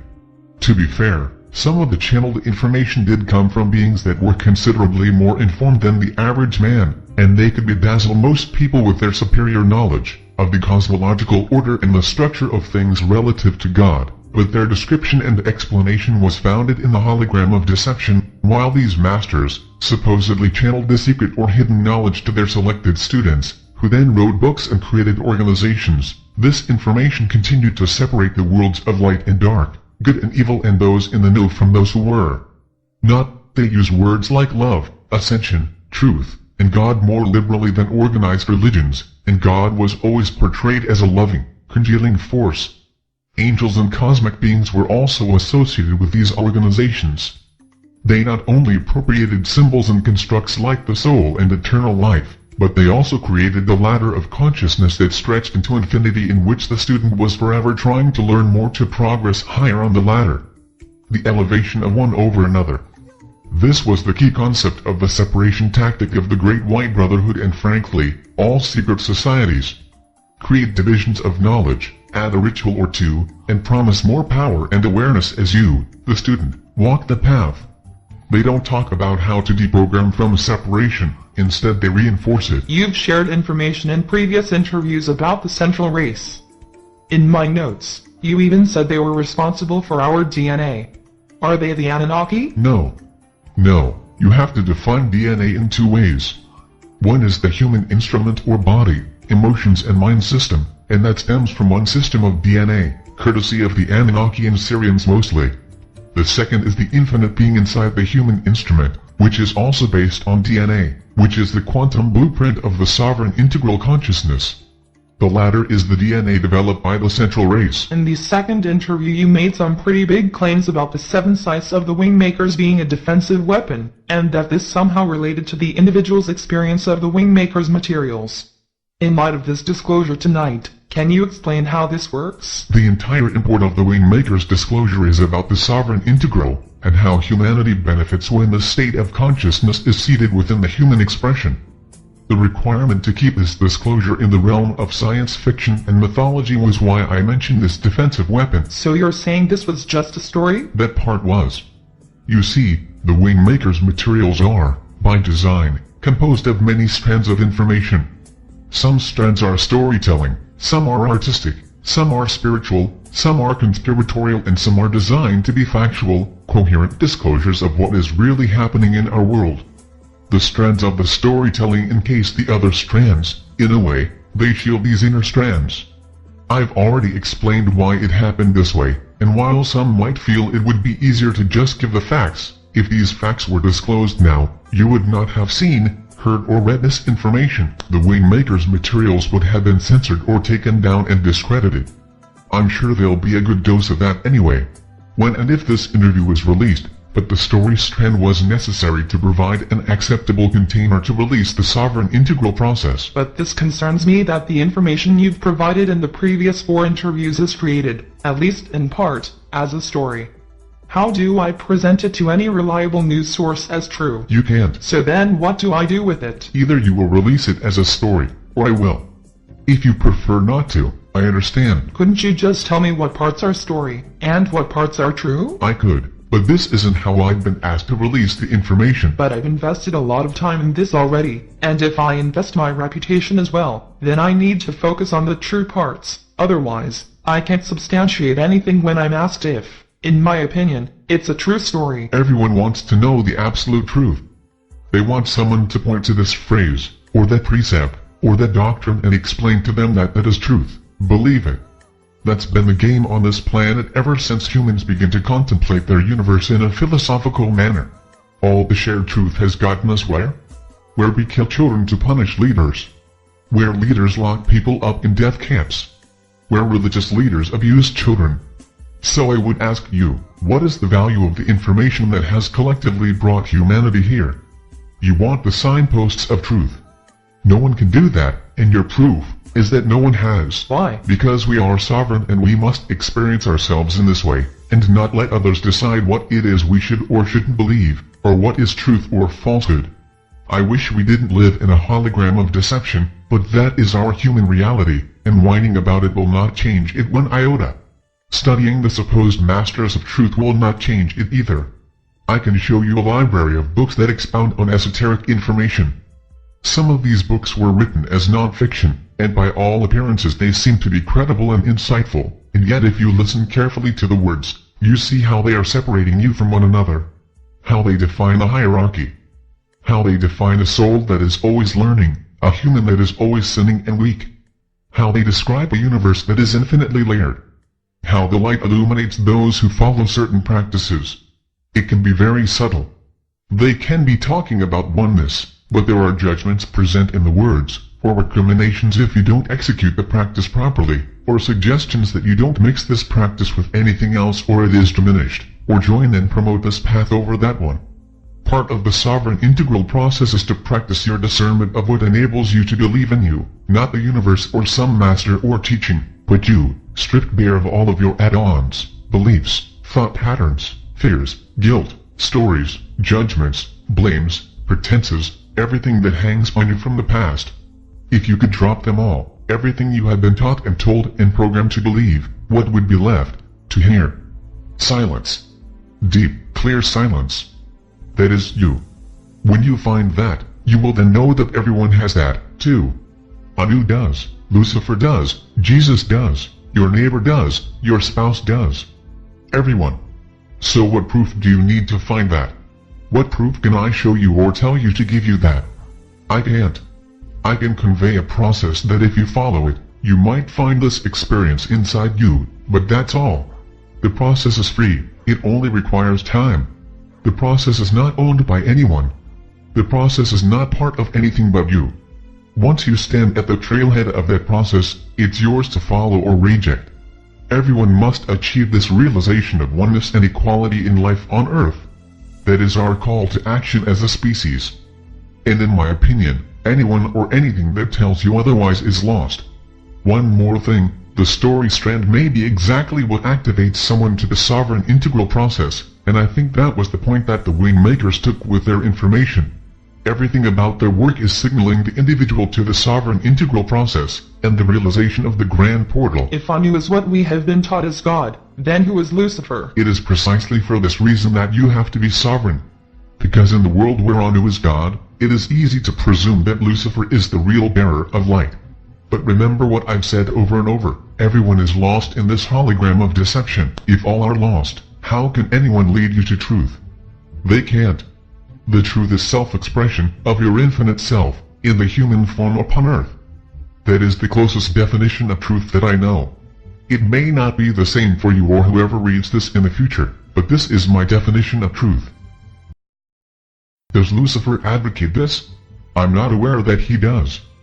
If anyone is not supporting my truth objective, then why would I let them move me in any other direction, even an inch? You ask who Lucifer is. There are 1,000 ways to answer that question, several of them I already have. To add another definition, he is not a polarity of Anu or his puppet. At a fundamental level he lives in equality and oneness, the same as we. Is he awakened? I don't know. I haven't met him. I haven't talked with him. If I do, my first question of him will be, does he support the freedom of human beings, the kind I have just defined, and if he says yes, then I will accept his word until I see evidence to the contrary. If he says no, I will remove myself from his presence. If he says maybe, I would have a conversation with him and invite him to support this movement. Everyone is waking up. I realize it seems like the activation is in super slow motion, but in 70 to 80 years, a huge shift can occur in humanity's realization of what is really happening in this world. There is no way to hide this. It's already in the unconscious mind layer, and it will continue to spill out until we push the wall down. This is more a comment or observation than a question, but the sovereign integral process seems existential instead of transcendental. It also seems like a solo journey instead of an organized group who are supporting one another. Is my perception accurate? Partly, yes. I think the sovereign aspect is what you're picking up on. It's an internal process for the individual to develop within themselves, but the integral aspect is a collective, and I don't mean that as an organizational structure. This process needs to be outside of any organization's or individual's hands. It's not possible to own this or control it within an organizational structure. I think people can use the internet and email to support one another. Some will want this kind of support. Others may prefer to be left on their own. Relative to it being existential, yes, it is that. This isn't about ascending into the high places of heaven and hanging out in perfected realms of space, while your fellow human beings are lost, enslaved and corralled into ever-tightening spaces. This is about sharing the hard virtues and the truth of existence in your behaviors, here, on Earth. It is about making Earth a place where human beings can express their life essence, without the interference of Anu's hardware and market software, and to tear down the external programming that creates the parents of fear and separation, and all of their children attributes, like narcissism and hatred. If I decide to release this information, do I have to practice it? No. Can I have some time to think about this? How long do you need? Maybe a week. Of course, you can take more if you need it. Are you resigned to the idea that you'll be caught? I'm a realist. I don't think the ACIO will do anything rash. They'll simply do their best to quarantine me. What does that mean? I'll end up in a holding cell, off the grid. What about Anu? Anu is simply a name of the royal leader of the Anunnaki race. His name is symbolic of more than one being, which is the capstone of the elite. You could also look at Anu as the programmed existence of the human race. He exists in everyone to some degree. Anu's presentation of himself is that he's omniscient and omnipresent, and this is true in a certain way, so I have to deal with that reality. Everyone who wakes up and practices this process will meet this resistance in some form or other. But if people hear that they will have to deal with Anu, won't they run from this? Who's going to try and fight that machine? From the WingMakers' perspective, thousands, and then hundreds of thousands, and then millions. The wall can collapse in an instant, when a critical mass is achieved. But won't this be accompanied with hysteria and panic? At one time I thought the Grand Portal was a technological discovery of the soul, and it would be on the internet for all to see and experience in the comfort of their homes. But this isn't like that, is it? No, this is more like a collapse of reality on a mass scale, where infinite beings suddenly find themselves awake inside a human uniform, and wonder what just happened. What if it doesn't happen? What if they win, and transhumanism 3.0 is the new human being locked into a world of separatism? What then? I don't know how to answer that question, other than to say that the information provided by the WingMakers is a new inception point, which necessarily means a new path. Maybe it will take more time, but it will happen. It has to. We're infinite beings, and this fact cannot be bottled up indefinitely. I understand, but the whole concept of infinite beings, that's been around a long time. Soul has been around a long time as a concept. How is this any different? Yes, it's been around a long time, but it's been bottled up into 3 paths. 1. Reincarnation and karma. 2. Be good and obedient and join the ranks of heaven. And 3. Ascend to a higher plane of existence and eventually become a teacher within the hierarchy. The 4th path, though not about soul, is that we are simply human flesh and blood and we have no soul. A person's soul is construed from one of these paths, assuming you believe you are a soul. Each of these paths, as I have already said, is within the hologram of deception. They do not lead outside, past the wall, and they certainly do not make the wall less stable. To be self-realized, as an infinite being, within a human body on Earth, decoupled from the controlling human 2.0 interface, is the 5th way. We've been living in a game show that has 4 doors, where an announcer keeps repeating the instruction, choose one of the 4 doors, while completely ignoring that there is a 5th door. This new inception point inserts the 5th door option. That's how it's different. I wish I could go on with question after question, but I think this is probably a good place to stop. I agree, Sarah. Okay, good. Then we'll bring this to a close, but before we do, I'll give you the last word. Well, first, thanks for your open-mindedness these past 2 weeks. Your questions were good guides, and for all your modesty, you grasped this information with great naturalness, which gave me permission to open up. You've served well those who will hear this, so on their behalf, thank you. I feel that I've given everything I was asked to provide. I realize I fumbled around at the start of this interview. I wasn't sure how to bring this out. I also know that some will want more information, but the critical material is here, in this interview. I'm sure there are more details and nuances I could have provided, but then, no matter how much detail I disclose, it would never be enough for some people. This is all about action and behavior, not reading or soaking up information from another person. The glimpse I provided is a good start, and that's all that's really needed for an inception point. I realize this may seem like a fantastical journey of fictional characters and unlikely events, not to be taken too seriously, but in my view, this disclosure of the WingMakers is their most important. Thank you, Dr. Neruda. What is within us was present before the universe was created. Our inner, pre-quantum core existed previous to space-time, before any extra-dimensional race enslaved us. We are not weak or defenseless. We are not mere human beings with 80-year lifespans. We are infinite, and we are all that is needed to transform reality so that each of us serves truth, because we see truth. Earth is not a playground or a schoolroom, any more than we are gullible children. There is no new age or end time. There is only the infinite platform upon which we all belong, where we rise up as sovereign integrals upon Earth. James Matt